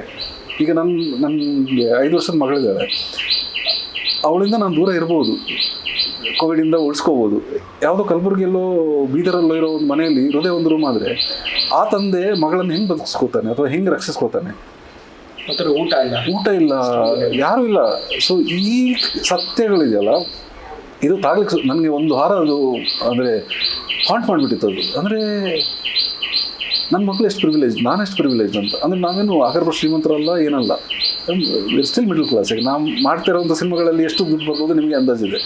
ಆದರೆ ನನಗೆ ಆ ಸಿನಿಮಾದ ಬಗ್ಗೆ ಹೆಮ್ಮೆ ಇದೆ. ಯಾಕೆಂದರೆ ಇದರಲ್ಲೆಲ್ಲೋ ನಾನು ಜನರ ಬಗ್ಗೆ ಮಾತಾಡ್ತಿದ್ದೇನೆ ಅಂತ. ನಾನು ಕ್ರಾಂತಿಕಾರಿನೂ ಅಲ್ಲ, ನಾನು ಆ್ಯಕ್ಟಿವಿಸ್ಟೂ ಅಲ್ಲ. ಆದರೆ ನನ್ನ ಸಮಾಜದ ಒಟ್ಟಿಗೆ ನಾನು ಸ್ಪಂದನೆಯಲ್ಲಿ ಇದ್ದೇನೆ. ನನ್ನ ಹಾಗೆ ಇರುವಂಥ ಇನ್ನೊಬ್ಬ ಮನುಷ್ಯನೊಟ್ಟಿಗೆ, ಇನ್ನೊಬ್ಬ ತಂದೆಯೊಟ್ಟಿಗೆ ನಾನು ಮಾತಾಡಬಲ್ಲೆ ಅಂತ ಹೇಳೋದಿದೆಯಲ್ಲ, ಅದು ಒಬ್ಬ ಆರ್ಟಿಸ್ಟ್ ಆಗಿ ನನಗೆ ಒಂದು ಮಟ್ಟಿನ ಸ್ಯಾಟಿಸ್ಫ್ಯಾಕ್ಷನ್ ಕೊಡ್ತದೆ. ಅಂದರೆ ಸ್ಯಾಟಿಸ್ಫ್ಯಾಕ್ಷನ್ ಅಂದರೆ ಏನು ಒಂಥರ ಕ್ರೂರ ಆಗುತ್ತೆ, ಇನ್ಯಾರ್ದೋ ಕಷ್ಟ ನೋಡಿ ನಾನು ಸ್ಯಾಟಿಸ್ಫ್ಯಾಕ್ಷನ್ ತಗೋತಿದ್ದೀನಿ ಅಂತ. ಆದರೆ ಈ ಸ್ಪಂದನೆ ಇದೆಯಲ್ಲ, ಈ ಸ್ಪಂದನೆ ಇಲ್ಲ ಅಂತ ಹೇಳಿದ್ರೆ ಆರ್ಟಿಸ್ಟ್ ಆಗೋದು ಕಷ್ಟ ಇದೆ. ಅಂದರೆ ನಾವು ಇನ್ನೊಬ್ಬರಿಗೆ ನಾವು ಸ್ಪಂದನೆ ಮಾಡಿಲ್ಲ ಅಂದರೆ ಆರ್ಟಿಗೆ ಏನರ್ಥ? ಅಂದರೆ ಹಂಗೆ ಮಾಡಿಲ್ಲ ಅಂದರೆ ಆಗ ನಾನು ಕಮರ್ಷಿಯಲ್ ಸಿನಿಮಾ ಅಂತ ನಾವೇನು ಒಂದು ಈಸಿಯಾಗಿ ಕರಿತೀವಲ್ಲ, ಅದನ್ನು ಮಾಡ್ಕೊಂಡು ಆರಾಮಾಗಿರ್ಬೋದು ಜೀವನದಲ್ಲಿ. ಅಂದರೆ ಕಮರ್ಷಿಯಲ್ ಸಿನಿಮಾದ ಬಗ್ಗೆ ನಂಗೆ ಯಾವುದೇ ತಕರಾರಿಲ್ಲ. ಅಂದರೆ commercial cinema is a valid art form. ಉದ್ದೇಶಗಳು ಬೇರೆ ಬೇರೆ ಅಷ್ಟೇ. ಒಬ್ಬ ಗಂಡಸಿಗೆ ಒಂದು ಹೆಣ್ಣಿನ ಪಾತ್ರವನ್ನು ಕ್ರಿಯೇಟ್ ಮಾಡೋದಾಗಲಿ, ಅದರ ಒಳ ಆಂತರ್ಯವನ್ನು ಅರ್ಥಕೊಳ್ಳೋದು ಒಂದು ಕಷ್ಟ ಇದೆ. ನಾನು ಅದನ್ನು ತುಂಬ ಏನು ಸಾಮಾನ್ಯೀಕರಣವಾಗಿ ಹೇಳ್ತಾರಲ್ಲ, ಹೆಣ್ಣನ್ನು ಅರ್ಥ ಮಾಡ್ಕೊಳ್ಳೋದು ಕಷ್ಟ, ಆ ಥರ ಹೇಳ್ತಾ ಇಲ್ಲ. ಯಾಕಂದರೆ ನಮ್ಮ ಸಾಮಾಜಿಕವಾಗಿ, ಐತಿಹಾಸಿಕವಾಗಿ ನಾವು ಹೆಂಗಸರನ್ನು ಟ್ರೀಟ್ ಮಾಡಿರೋದು ಬಹಳ ಭಿನ್ನವಾಗಿದೆ. ಆ್ಯಂಡ್ ಅಷ್ಟು ನ್ಯಾಯಯುತವಾಗಿಯೂ ಇಲ್ಲ. ಅಂದರೆ ಸಾಮಾಜಿಕವಾಗಿ ನಾವು ಅವರು ನ್ಯಾಯಯುತವಾಗಿ ಟ್ರೀಟ್ ಮಾಡಿಲ್ಲ ಹಿಸ್ಟಾರಿಕಲ್ ಆಗಿ, ಇದು ಗೊತ್ತಿರುವಂಥ ವಿಷಯ. ಹಾಗಾಗಿ ಅವರು ಒಂದು ಬೇರೆ ರೀತಿಯ ಒಂದು ಕಾಂಪ್ಲೆಕ್ಸ್ ಮೆಂಟಾಲಿಟಿಯಲ್ಲಿ ಗ್ರೂಮ್ ಆಗಿರ್ತಾರೆ. ನಾವು ಗಂಡಸರು ಒಂದು ಬೇರೆ ರೀತಿಯ ಇದರಲ್ಲಿ ಗ್ರೂಮ್ ಆಗಿರ್ತೀವಿ. ಸೊ ಈ ಕಾಂಪ್ಲೆಕ್ಸಿಟಿ ಇರುವ ಕಾರಣ ನಾವು ಇದನ್ನು ಅರ್ಥ ಮಾಡಿಕೊಂಡು ಒಬ್ಬ ಆರ್ಟಿಸ್ಟ್ ಆಗಿ ನಾನು ಅಪ್ರೋಚ್ ಮಾಡಬೇಕಾಗುತ್ತೆ ಯಾವುದೇ ಒಂದು ಕ್ಯಾರೆಕ್ಟರ್ನ ಕ್ರಿಯೇಟ್ ಮಾಡೋ ಟೈಮಲ್ಲಿ. ಈಗ ಪಡ್ಡೆ ಆದ ನಂತರ ನಾನೊಂದು ಸ್ಕ್ರಿಪ್ಟ್ ಬರೆದಿದ್ದೆ, ಅದಕ್ಕೆ ಆಲ್ಮೋಸ್ಟ್ ಒಂದಿನ ಶೂಟಿಂಗ್ ಆಗಿನೂ ಸಿನಿಮಾ ನಿಂತೋಯ್ತದ್ದು. ಅದರಲ್ಲಿ ಆ್ಯಕ್ಚುಲಿ ಇದನ್ನು ಈ ನೀವು ಹೇಳಿದ ಇದನ್ನು ಫೋಕಸ್ಡ್ ಆಗಿ ಅದ್ರ ಬಗ್ಗೆನೇ ಕೆಲಸ ಮಾಡಿದ್ದೆ ನಾನು. ಒಂದು ರೀತಿಯಲ್ಲಿ ಅದೇ ಕಾರಣಕ್ಕಾಗಿ ಆ ಸಿನಿಮಾನೂ ಆಗಿಲ್ಲ, ಬಟ್ ಟ್ರೈ ಮಾಡ್ತಿದ್ದೇನೆ ಅದನ್ನು. ಅಲ್ಲಿ ಏನಾಗುತ್ತೆ ಅಂತ ಹೇಳಿದ್ರೆ ನಮ್ಗೆ ಎಷ್ಟೋ ಗೊತ್ತಿದೆ, ಅಂದರೆ ನಾವು ಏನೋ ವಿಷಯಗಳ ಬಗ್ಗೆ ನಾವು ಸೆನ್ಸಿಟಿವ್ ಆಗ್ತಾ ನಾವು ಪೇಪರ್ಗಳಲ್ಲಿ ಓದ್ತಾ, ಟಿ ವಿಯಲ್ಲಿ ನೋಡ್ತಾ, ಸಿನಿಮಾಗಳನ್ನು ನೋಡ್ತಾ, ಸಾಹಿತ್ಯಗಳನ್ನ ನೋಡ್ತಾ ನಾವು ಅರ್ಥ ಮಾಡ್ಕೊಳ್ತಾ ಹೋಗ್ತೀವಿ. ಅಂದರೆ ಹೆಣ್ಣಿನ ಬಗ್ಗೆ, ಸಮಾನತೆ ಬಗ್ಗೆ ನಾವು ಹೇಗೆ ಇವತ್ತಿನ ಸಮಾಜದಲ್ಲಿ ಹೆಂಗಿರಬೇಕು, ನಾವು ಆ್ಯಸ್ ಅ ಸಿಟಿಸನ್ ಹೆಂಗಿರಬೇಕು ಅಂತ ಹೇಳಿದ್ರೆ ಅರ್ಥ ಮಾಡ್ಕೊಳ್ತಾ ಹೋಗ್ತೇವೆ. ಆದರೆ ನಾವು ಅರ್ಥ ಮಾಡಿದಷ್ಟು ಕೂಡ ಅದು ಇನ್ನಷ್ಟು ಒಳಗಿನಿಂದ ನಮ್ಮಲ್ಲಿರುವಂಥ ಪ್ರಿಜಿಡಿಸ್ಗಳು ಹೊರಗೆ ಬರ್ತಾ ಹೋಗ್ತದೆ. ಅಂದರೆ ಎಷ್ಟೋ ಸತಿ ನಾವು ಸೋಕಾಲ್ಡ್ ಸೆನ್ಸಿಟಿವ್ ಅಂತ ಹೇಳುವಂಥವ್ರು ಕೂಡ ಯಾವುದೋ ವಾಟ್ಸಪ್ನಲ್ಲಿ ಹೆಂಡತಿ ಹೊಡಿತಾಳೆ ಅಂತ ಹೇಳೋ ಜೋಕ್ ಬಂದಾಗ ನಕ್ಬಿಡ್ತೀವಿ. ಹೆಂಡತಿ ಯಾಕೆ ಹೊಡಿತಾಳೆ ಅಂದರೆ ಹೊಡಿಯೋದು ಹೆಂಡತಿಗೇನು ಅವಳು ಪಾಸ್ಟ್ ಟೈಮ್ ಅಲ್ಲ ಅದು. ಅಥವಾ ಅಯ್ಯೋ ಮರ ನಾನು ಮನೆಗೆ ಹೋಗ್ಬೇಕಲ್ಲ, ಈಗ ಒಂದು ಕುಡುಕರ ಒಂದು ಜೋಕ್ ಬರ್ತದಲ್ಲ, ಅಂದರೆ ಅಯ್ಯೋ ಮರ ನಾನು ಕುಡುಕ್ ಮನೆಗೆ ಹೋದ್ರೆ ಹೆಂಡತಿ ಹೊಡಿತಾಳೆ ಇತ್ಯಾದಿ ವಿಷಯಗಳಿದೆಯಲ್ಲ, ಇದನ್ನು ಬಹಳ ಲೈಟಾಗಿ ತಗೊಳ್ತಿದ್ದೀವಿ ನಾವು ಸೊಸೈಟಿಯಲ್ಲಿ. ಅಥವಾ ಇದೆಲ್ಲ ಆಕ್ಸೆಪ್ಟೆಡ್ ಅಂತ ಹೇಳೋ ಒಂದು ನಾರ್ಮ್ ಇದೆ, ಸ್ಟೀರಿಯೋಟೈಪಲ್ಲಿ ಹೋಗ್ತಿದ್ವಿ. ಅಂದರೆ ಗಂಡಸಿಗೆ ಕುಡಿಯುವ ಶೋಭೆ, ಹೆಂಡತಿ ಹೊಡೆಯುವ ಶೋಭೆ ಅಂತ ಹೇಳಿದಂಗೆ ಈ ಥರದ ಪ್ರೆಜಿಡಿಸ್ಗಳು ನಮ್ಮ ಸೆನ್ಸಿಟಿವ್ ಆಗಿರುವಂಥ ಸಮಾಜದ ಒಳಗಡೆನೂ ಸಾಕಷ್ಟಿದೆ, ಇನ್ನೂ ಕೂಡ ಇದೆ. ಸೊ ನಾವು ನಾವು ಒಂದು ಲೇಯರಲ್ಲಿ ಸೆನ್ಸಿಟಿವ್ ಆಗಿದ್ದೀವಿ ಅಂತ ಅಂದ್ಕೊಳ್ತಿದ್ದಂಗೆ ಇನ್ನೊಂದು ಲೇಯರ್ ಕಾಣ್ತಾ ಹೋಗ್ತದೆ. ಅರೆ ನಾನು ಇದನ್ನು ಮೀರಿಲ್ಲ ಅಂತ. ಇದು ಬರೀ ಹೆಂಗಸರ ಬಗ್ಗೆನೇ ಅಲ್ಲ, ನಮ್ಮ ಸೊಸೈಟಿ ಒಳಗಡೆ ಕ್ಲಾಸ್ ಸಿಸ್ಟಮ್ ಬಗ್ಗೆನೂ. ಅಂದರೆ ನಾವು ಈ ಜಾತಿ ಗೀತಿ ಎಲ್ಲ ಇಲ್ಲ ನಮಗೆ, ನಾವೆಲ್ಲ ಅದನ್ನು ಮೀರಿದ್ದೀವಿ ಅಂತ ಹೇಳುವವರು ಕೂಡ ಲೇಯರಲ್ಲಿ ಇನ್ನೂ ಜಾತೀಯತೆಯಿಂದ ಹೊರಗೆ ಬಂದಿರಲ್ಲ. ಸೊ ಸಿಮಿಲರ್ಲಿ ಹೆಂಗಸು ಕೂಡ ನಾನು ಅದೇ ಥರ ಹೇಳ್ತಿದ್ದೀನಿ. ಅಂದರೆ ನಾವು ಎಷ್ಟು ಲೇಯರ್ಗಳನ್ನು ಇನ್ನೂ ಹೋಗಬೇಕಾಗಿದೆ ಅಂತ ಹೇಳೋದು ಗೊತ್ತಿಲ್ಲ. ಐ ಥಿಂಕ್ ಈ ಅರಿವಿನೊಟ್ಟಿಗೆ ನನ್ನ ಕ್ಯಾರೆಕ್ಟರೈಸೇಷನ್ ಸ್ಟಾರ್ಟ್ ಆಗುತ್ತೆ. ಅಂದರೆ ಒಂದು ಹೆಂಗಸನ್ನ ಕ್ಯಾರೆಕ್ಟರ್ ಕ್ರಿಯೇಟ್ ಮಾಡ್ತಿದ್ದೇನೆ ನಾನು ಅಂದರೆ ಈ ಅರಿವಿನಿಂದ ಸ್ಟಾರ್ಟ್ ಆಗುತ್ತೆ. ಈ ಅರಿವಿನಿಂದಾಗಿ ನನ್ನ ಈ ಸ್ಕ್ರಿಪ್ಟ್ ಕೂಡ ಬಂದಿದ್ದು. ಅಂದರೆ ನಾನೇನು ಸ್ಕ್ರಿಪ್ಟ್ ಬರೆದು ಈಗ ಮಾಡಬೇಕಂತ ಅಂದ್ಕೊಳ್ತಿದ್ದೀನಿ. ಪ್ರಾಬಬ್ಲಿ ಅದು ನನ್ನ ಇಮಿಡಿಯೇಟ್ ಸಿನಿಮಾ ಆಗಲ್ಲ, ಅದರ ನೆಕ್ಸ್ಟ್ ಸಿನಿಮಾ ಆಗುತ್ತೆ. ಅದು ಆ ಅರಿವಿನಿಂದಾಗಿ ಸ್ಟಾರ್ಟ್ ಆಗಿರುವಂಥದ್ದು. ಬೇರೆ ಬೇರೆ ದೇಶಗಳಲ್ಲಿ ಬೇರೆ ಬೇರೆ ಸಿನಿಮಾಗಳಲ್ಲಿ ಯಾವ ರೀತಿ ಫಿಮೇಲ್ ಕ್ಯಾರೆಕ್ಟರ್ಗಳನ್ನು ಹ್ಯಾಂಡಲ್ ಮಾಡಿದ್ದಾರೆ ಇತ್ಯಾದಿಗಳನ್ನು ನೋಡುವಾಗ ಐ ಥಿಂಕ್ ಅಲ್ಲಿ ಕೂಡ ಒಂದಷ್ಟು ಸೆನ್ಸಿಟಿವಿಟಿ ಜನ್ರೇಟ್ ಆಗುತ್ತೆ. ಆಲ್ಸೋ ಯಾವ ಥರ ಈ ಪಾತ್ರಗಳನ್ನು ಕ್ರಿಯೇಟ್ ಮಾಡ್ಬೋದು ಅಂತ ಹೇಳುವ ವಿಷಯ ಅರ್ಥ ಆಗುತ್ತೆ. ಐ ಥಿಂಕ್ ಈ ಲೈನ್ಸ್ಗಳ ಮೂಲಕ ನಾನು ನನ್ನ ಫಿಮೇಲ್ ಕ್ಯಾರೆಕ್ಟರ್ಗಳನ್ನು ರೂಪಿಸ್ತೇನೆ ಅಥವಾ ಅದರ ಕ್ಯಾರೆಕ್ಟರೈಸೇಷನನ್ನು ರೂಪಿಸ್ತೇನೆ. ಇಲ್ಲ, ಇದ್ರ ಬಗ್ಗೆ ನನಗೆ ಅಷ್ಟು ಜಡ್ಜ್ಮೆಂಟ್ ಆಗಲಿ ಟೆನ್ಷನ್ ಆಗಲಿ ಇಲ್ಲ. ಯಾಕೆಂದರೆ cinema is a technical medium. So ನಿಮಗೆ ಒಂದು ಕಾಲದಲ್ಲಿ ಅಂದರೆ ಕಲರು ಇರಲಿಲ್ಲ, ಸೌಂಡು ಇರಲಿಲ್ಲ. ಆಗ ಅದನ್ನು ನಾವು ಚಾಲೆಂಜ್ ಅಂತ ನೋಡಿರ್ಬೋದು. ಅಂದರೆ ಇದು ಸವಾಲು, ಅಯ್ಯೋ ನಮ್ಮಲ್ಲಿ ಮನುಷ್ಯರಂತ ರಿಯಲಿಸಮ್ ತರಕ್ಕಾಗ್ತಾ ಇಲ್ಲ ಅಂತ. ಆಮೇಲೆ ಸೌಂಡ್ ಬಂದಾಗ ಚಾಪ್ಲಿನ್ ಥರದವರು ಸೌಂಡ್ ಇಸ್ ವಲ್ಗ್ಯಾರಿಟಿ, ನಾನು ಮಾಡಲ್ಲ ಅಂತೇಳಿ ರೆಸಿಸ್ಟ್ ಮಾಡಿ ಸಾಕಷ್ಟು ಟೈಮ್ನ ನಂತರ ಸೌಂಡ್ ತಗೊಳ್ತಾರೆ, ಅಡಾಪ್ಟ್ ಆಗ್ತಾರೆ. ಬರ್ಗ್ಮ್ಯಾನ್ ಥರದವರು ಕಲರನ್ನು ಭಾಳ ಚೆನ್ನಾಗಿ ಅಡಾಪ್ಟ್ ಮಾಡ್ತಾರೆ. ಸೊ ಪ್ರತಿಯೊಂದು ಟೆಕ್ನಾಲಜಿ ಚೇಂಜ್ ಆದಾಗಲೂ ಸಿನಿಮಾ ಚೇಂಜ್ ಆಗಿದೆ, ಸಿನಿಮಾದ ವ್ಯಾಕರಣ ಚೇಂಜ್ ಆಗಿದೆ, ಸಿನಿಮಾದ ಡಿಸೆಮಿನೇಷನ್ನು ಆಡಿಯನ್ಸು ಚೇಂಜ್ ಆಗಿದ್ದಾರೆ. ನಿಮಗೆ ನೆನಪಿರ್ಬೋದು, ಮಲ್ಟಿಪ್ಲೆಕ್ಸ್ಗಳು ಸಡನ್ ಆಗಿ ಬರ್ಲಿಕ್ಕೆ ಸ್ಟಾರ್ಟ್ ಆದಾಗ ಅದಲ್ಲಿ ಬರ್ತಿದ್ದ ಕಂಟೆಂಟ್ ಚೇಂಜ್ ಆಯಿತು. ಅಂದರೆ ಒಂದು ನಾರ್ಮಲ್ ಸಿಂಗಲ್ ಸ್ಕ್ರೀನ್ ಥಿಯೇಟ್ರಲ್ಲಿ 100 ರೂಪಾಯಿ ಇದ್ದದ್ದು ಅಲ್ಲಿ ಒಂದು 200 ರೂಪಾಯಿ ಕೊಟ್ಟು 300 ರೂಪಾಯಿ ಕೊಟ್ಟು ಸಿನಿಮಾ ನೋಡ್ಬೇಕಂತ ಹೇಳಿದಾಗ ಅಲ್ಲಿಗೆ ಬರುವಂಥ ಜನಗಳು ಚೇಂಜ್ ಆದರು. ಆ ಜನಗಳಿಗೆ ಬೇಕಾದಂಗೆ ಬರುವಂಥ ಕಂಟೆಂಟ್ ಚೇಂಜ್ ಆಯಿತು. ಅಲ್ಲಿ ಒಂಥರ ಈ ಎಕ್ಸ್ಟ್ರಾ ಮ್ಯಾರಿಟಲ್ ಅಫೇರು ಇತ್ಯಾದಿಗಳೆಲ್ಲ ಓಕೆ, LGBTQ ಎಲ್ಲ ಓಕೆ ಅಂತ ಹೇಳೋ ಥರದ ಕ್ರೌಡ್ಗಳು ಮಲ್ಟಿಪ್ಲೆಕ್ಸ್ಗೆ ಬಂದರು. ಸೊ ನಿಮಗೆ ಇಲ್ಲಿ ಇನ್ನೂ ಬಿಗ್ ಟಿಕೆಟ್ ಸಿನಿಮಾ ಅಂತ ಹೇಳುವಂಥ ಕಮರ್ಷಿಯಲ್ ಸಿನಿಮಾಗಳಿದೆಯಲ್ಲ, ಅದನ್ನು ಸಿಂಗಲ್ ಸ್ಕ್ರೀನಲ್ಲಿ ಇದು ಸಿಂಗಲ್ ಸ್ಕ್ರೀನ್ ಸಿನಿಮಾ, ಇದು ಮಲ್ಟಿಪ್ಲೆಕ್ಸ್ ಸಿನಿಮಾ ಅಂತ ಒಂದು ಕ್ಲಾಸಿಫಿಕೇಶನ್ ಶುರು ಆಯಿತು. ಸೊ ನೀವು ಹಿಸ್ಟಾರಿಕಲಿ ನೋಡಿದರೆ ಸಿನಿಮಾದ 100 ಚಿಲ್ಲರೆ ವರ್ಷದ ಇತಿಹಾಸ ನೋಡಿದರೆ ಈ ಚೇಂಜ್ ಅವತ್ತಿಗೆ ಆಗ್ತಾನೆ ಹೋಗಿದೆ. ಅಫ್ಕೋರ್ಸ್ ಈ ಡಿಜಿಟಲ್ ಬಂದ ಮೇಲೆ ಆ ಚೇಂಜಿನ ಸ್ಪೀಡ್ ಚೇಂಜ್ ಆಗಿದೆ, ಅಂದರೆ ರ್ಯಾಪಿಡ್ ಆಗಿ ಚೇಂಜ್ ಆಗ್ತಾ ಇದೆ. ಸೊ ನೀವು ಕೋವಿಡ್ ಬರುವಲ್ಲಿವರೆಗಿದ್ದ ಸಿಂಗಲ್ ಸ್ಕ್ರೀನು ಕೋವಿಡ್ನ ಟೈಮ್ 2 ವರ್ಷದಲ್ಲಿ ಟಕ್ಕಂತ ಚೇಂಜ್ ಆಗಿ ಮಲ್ಟಿಪ್ಲೆಕ್ಸ್ಗಳು ಮತ್ತು ಇದು ಸಡನ್ ಆಗಿ ಕಡಿಮೆ ಆಗಿಬಿಟ್ಟು OTTಗೆ ಹೆಚ್ಚು ಬಂದಿದೆ. ಐ ಥಿಂಕ್ ಇದು ಒಂದು ಶಿಫ್ಟ್ ಫೇಸ್ ಅಷ್ಟೇ. ಆಲ್ಸೋ ನೀವು ಅದರ ನಂತರ ಏನಂತ ನೋಡಿದರೆ ಆ್ಯಪಲ್ ಕಂಪನಿಯವರು ಆಲ್ರೆಡಿ ಅದಕ್ಕೆ ಬೇಕಾದ ಏನದು ಹೆಡ್ ಗೇರ್ಗಳನ್ನು ಈಗ ಇತ್ತೀಚೆಗಷ್ಟೇ ಅನೌನ್ಸ್ ಮಾಡಿದರು. ಸೊ ಮುಂದಿನ ಟೆಕ್ನಾಲಜಿ ಆಲ್ರೆಡಿ ರೆಡಿ ಇದೆ. ಸೊ ನಾವು ರೆಡಿ ಇಲ್ಲ ಅಷ್ಟೇ ಅಂತ ಹೇಳಿದ್ಬಿಟ್ರೆ, ಇದು ನಮ್ಮ ಇನರ್ಷಿಯಾ ಅಂತ ಹೇಳಿದ್ಬಿಟ್ರೆ ಮೀಡಿಯಮ್ ಹ್ಯಾಸ್ ನೆವರ್ ಸ್ಟಾಪ್ಡ್, ಅದು ಇವಾಲ್ವ್ ಆಗ್ತಾನೆ ಹೋಗಿದೆ. ಸೊ ಈಗ ನಾನೊಂದು 5 ವರ್ಷ ಹಿಂದೆ ಒಂದು ಸಣ್ಣ ಎಫೋರ್ಡೆಬಲ್, ನನಗೆ ಎಷ್ಟು ಎಫೋರ್ಡೆಬಲ್ ಇದೆಯೋ VR ಕ್ಯಾಮ್ರಾ ತಗೊಂಡೆ. VR ನಲ್ಲಿ ಕಥೆ ಹೇಗೆ ಹೇಳ್ತಾರೆ ಅಂತ ಈಗ ವಿ ಆರ್ಗಳು ಬಂದ ಕೂಡಲೇ ಅಂದರೆ ವರ್ಚುವಲ್ ರಿಯಾಲಿಟಿ ಸ್ಟೋರಿ ಟೆಲ್ಲಿಂಗ್ ಬಂದ ಕೂಡಲೇ ನಮ್ಮ ಇಡೀ ನಾವು ಅರ್ಥ ಮಾಡ್ಕೊಂಡು ಬಂದಿರುವಂಥ ಕ್ಲಾಸಿಕಲ್ ಬ್ರೆಕ್ಟಿಯನ್ ಶಾರ್ಟ್ ಟೇಕಿಂಗ್ ಅಂತ ಏನಿದೆ ಅದು ಇಡೀ ಚೇಂಜ್ ಆಗಿಬಿಡುತ್ತೆ. ಸೊ ನಮ್ಮ ಇಡೀ ಸಿನಿಮಾ ಗ್ರಾಮರ್ ಅಂತ ನಾವು ಏನು ಕಲ್ತಿದ್ದೀವಿ ಅದು ಇಡೀ ಚೇಂಜ್ ಆಗುತ್ತೆ ಅಂತ ಹೇಳಿದ ಕೂಡಲೇ ಅದು ಚೆನ್ನಾಗಿಲ್ಲ ಇದೇ ಬೇಕು ಅಂತ ಅಲ್ಲ, ಅದು ಮುಂದಿನ ವೇ ಆಫ್ ಎಕ್ಸ್ಪ್ರೆಷನ್. ಸೊ ನಾನು ಇನ್ನೂ ಅದ್ಭುತವನ್ನು ಕವಿತೆ ಬರಲಿಕ್ಕೆ ನಾನಿನ್ನು ಕ್ವಿಲ್ ಯೂಸ್ ಮಾಡ್ತೇನೆ ಅಂತ ಏನೋ ಹಕ್ಕಿಯ ಗರಿ ಯೂಸ್ ಮಾಡ್ಕೊಂಡು ಬರಿತೇನೆ ಅಂತ ಹೇಳಿದ್ರೆ ಅದರಿಂದ ಕವನ ಆಗಲ್ಲ. ನಮ್ಮ ಎಕ್ಸ್ಪ್ರೆಷನ್ ಹೆಂಗೆ ಆಧುನಿಕ ಆಗ್ತಿದೆ ಅಂತ ಹೇಳೋದು ಅಷ್ಟೇ ಇಂಪಾರ್ಟೆಂಟ್ ಅಲ್ಲ. ಸೊ ಐ ಥಿಂಕ್ ನಾನು ಆ ಡಿಸ್ಕಷನ್ ಬಗ್ಗೆ ಅಷ್ಟು ಎಕ್ಸೈಟೆಡ್ ಅಲ್ಲ. I am excited about the new technology. ಹೊಸ ಟೆಕ್ನಾಲಜಿ ಬಂದಾಗ ನಮ್ಮ ಗ್ರಾಮರ್ ಹೆಂಗೆ ಚೇಂಜ್ ಆಗುತ್ತೆ, ನನ್ನ ಎಕ್ಸ್ಪ್ರೆಷನನ್ನು ನಾನು ಹೊಸ ಗ್ರಾಮರ್ನಲ್ಲಿ ಹೇಗೆ ಹೇಳ್ಬೋದು ಅಂತ. ನಾನು ಇನ್ನೂ ಕೂಡ ಈಗ ಇಂಗ್ಲೀಷಲ್ಲಿ ಕವನ ಬರೆಯುವಾಗ thou shall not come here ಅಂತ ಬರೆದ್ರೆ ಶೇಕ್ಸ್ಪಿಯರ್ ಲ್ಯಾಂಗ್ವೇಜಲ್ಲಿ ಹಂಗೆ ಬರೆದಿದ್ದಾರೆ ಅಂದರೆ ಅದು ಇವತ್ತಿನ ಹುಡುಗರಿಗೆ ಅರ್ಥ ಆಗಲಿಕ್ಕಿಲ್ಲ. ಸೊ ನಾನು ಇವತ್ತಿನ ಸ್ಪಂದನೆಯನ್ನು ನಾನು ಇವತ್ತಿನ ಭಾಷೆಯಲ್ಲಿ ಹೇಳ್ತೇನಲ್ಲ, ಅದೇ ಥರ ಸಿನಿಮಾದಲ್ಲಿ ಕೂಡ ಈಗ ಅಕಿಲಸ್ ಅಂತ ಹೇಳುವಂಥ ಹೆಡ್ ಗೇರ್ಗಳು ಆಲ್ರೆಡಿ ಬಂದಿದೆ, ಮೆಟಾವರ್ಸ್ ಬಂದಿದೆ. ಮೆಟಾವರ್ಸ್ನ ಒಳಗಡೆ ಕ್ಯಾರೆಕ್ಟರ್ಗಳು ಬಿಹೇವಿಯರು ಚೇಂಜ್ ಆಗ್ತಿದೆ, ಸಮಾಜ ಬದಲಾಗ್ತಿದೆ. ನಾವು ಬಿಗ್ ಬಾಸ್ನ ಕಾಲದಲ್ಲಿದ್ದೀವಿ. ಸೊ ಸಮಾಜ ಚೇಂಜ್ ಆಗ್ತಿದೆ, ವ್ಯೂವರಿಸ್ಟಿಕ್ ಪ್ಲೆಷರ್ಗಳು ಚೇಂಜ್ ಆಗ್ತಿದೆ. ನಾನು ಇನ್ನೂ ಕೂಡ ನಾನು ಬ್ಲ್ಯಾಕ್ ಆ್ಯಂಡ್ ವೈಟಲ್ಲಿ ಸಿನಿಮಾ ಮಾಡ್ತೇನೆ ಅಂತ ಹೇಳಿದ್ರೆ ಅದೊಂದು ಆರ್ಟಿಸ್ಟಿಕ್ ಚಾಯ್ಸ್ ಆಗಿರ್ಬೋದು ಅಷ್ಟೇ ಹೊರತು ಅದು need not be contemporary. So ನನಗೆ ಅದ್ರ ಬಗ್ಗೆ ಬೇಸರ ಇಲ್ಲ, ಅದ್ರ ಬಗ್ಗೆ ಎಕ್ಸೈಟ್ಮೆಂಟ್ ಇದೆ, ಕುತೂಹಲ ಇದೆ. ಅದು ಒಳ್ಳೇದಾಗುತ್ತೋ ಕೆಟ್ಟದಾಗುತ್ತೋ ಗೊತ್ತಿಲ್ಲ ನನಗೆ. ಆದರೆ ಹಾಲಿವುಡ್ನಲ್ಲಿ ಆಲ್ಸೋ ಈ ಪಿಕ್ಸಾರ್ ಥರದ ಕಂಪನಿಗಳು ಆಲ್ರೆಡಿ ವಿ ಆರ್ನಲ್ಲಿ ಇಡೀ ಸಿನಿಮಾ ಆ್ಯನಿಮೇಷನ್ ಸಿನಿಮಾ ರೆಡಿ ಮಾಡ್ತಾ ಇದ್ದಾರೆ. ಅದೇ ಐ ಥಿಂಕ್ ಇನ್ನೊಂದು 2 ವರ್ಷದ ಒಳಗಡೆನೂ ರೆಡಿ ಆಗುತ್ತೆ ಅದು. ನಿಮಗೆ ಬೇರೆ ಬೇರೆ ರೀತಿಯ ಟೆಕ್ನಾಲಜಿಗಳು ಅಂದರೆ ಈಗ ಆ್ಯನಿಮೇಷನ್ 3D ಆ್ಯನಿಮೇಷನ್ ಸಾಫ್ಟ್ವೇರ್ಗಳು ಓಪನ್ ಸಾಫ್ಟ್ವೇರಲ್ಲಿ ಬಂದಿದೆ. ಓಪನ್ AI ಬಂದು ನಿಮ್ಗೆ ಗೊತ್ತೇ ಇದೆ, ಈಗ ಲಾಸ್ಟ್ ಒಂದು 3-4 ತಿಂಗಳಲ್ಲಿ 6 ತಿಂಗಳಲ್ಲಿ ಆರ್ಟಿಫಿಷಿಯಲ್ ಇಂಟೆಲಿಜೆನ್ಸಿ ಬಂದು ಮಿಡ್ ಜರ್ನಿ ಥರದಲ್ಲೇ ಆರ್ಟಿಫಿಷಿಯಲ್ ಇಮೇಜ್ಗಳನ್ನು ಕ್ರಿಯೇಟ್ ಮಾಡ್ತಿದ್ದಾರೆ. ಈಗ ನಾನು ಇನ್ನೊಂದು 2 ದಿವಸದಲ್ಲಿ ಲೊಕೇಶನ್ ರೆಕ್ಕೆಗೆ ಹೊರಡ್ತಾ ಇದ್ದೇನೆ. ನಾನು ಮಿಡ್ ಜರ್ನಿಯಲ್ಲಿ ಒಂದು 4-5 ಇಮೇಜ್ಗಳನ್ನು ಕ್ರಿಯೇಟ್ ಮಾಡಿದೆ. ನನ್ನ ಲೊಕೇಶನ್ ಹೆಂಗಿರಬೇಕು ಅಂತ ಹೇಳುವಂಥದ್ದು ನನ್ನ ಕಲ್ಪನೆಯಲ್ಲಿದೆ. ಈಗ ನಾನು ನನ್ನ ಮ್ಯಾನೇಜರ್ಗೆ ಅಥವಾ ನನ್ನ ಅಸಿಸ್ಟೆಂಟ್ಗಳಿಗೆ ಹೇಳಬೇಕಿದ್ದೆ ಮೊದಲು ನನಗೆ ಈ ಥರದ ಒಂದು ಲೊಕೇಶನ್ ಬೇಕು ಅಂತ ಹೇಳ್ತಿದ್ದೆ. ಈಗ ನಾನು ಮಿಡ್ ಜರ್ನಿಯಲ್ಲಿ ಆ ಥರದ್ದು ಕ್ರಿಯೇಟ್ ಮಾಡಿ ಅವ್ರಿಗೆ ಇಮೇಜ್ ತೋರಿಸ್ತಿದ್ದೇನೆ. ನನಗೆ ಈ ಇಮೇಜ್ ಬೇಕು ಅಂತ ನಾನು ನಿಮಗೆ ತೋರಿಸ್ತೇನೆ, ನನಗೆ ಈ ಥರದ ಲೊಕೇಶನ್ ಬೇಕು, ಎಲ್ಲಿ ಸಿಗುತ್ತೆ ಅಂತ. ಸೊ ನಾವು ಆ ಟೆಕ್ನಾಲಜಿನ ಹೆಂಗೆ ಯೂಸ್ ಮಾಡ್ತೀವಿ ಮತ್ತು ಏನಕ್ಕೆ ಯೂಸ್ ಮಾಡ್ತೀವಿ ಅಂತ ಹೇಳೋದು ಅದರ ಮೂಲಕ ಹೊಸ ಎಕ್ಸ್ಪ್ರೆಷನ್ ಕ್ರಿಯೇಟ್ ಆಗ್ತಾಯಿದೆ. So it is exciting time, ಕೊರಗಬೇಕಾಗಿರೋ ಟೈಮ್ ಅಲ್ಲ ಇದು. ಐ ಥಿಂಕ್ ಸಾಹಿತ್ಯ ಅಂತ ಹೇಳುವಂಥದ್ದು ಡೆಫಿನೆಟ್ಲಿ ಇಂಪಾರ್ಟೆಂಟ್. ಅದು ಯಾವಾಗಲೂ ಇಂಪಾರ್ಟೆಂಟ್ ಆಗೇ ಇತ್ತು.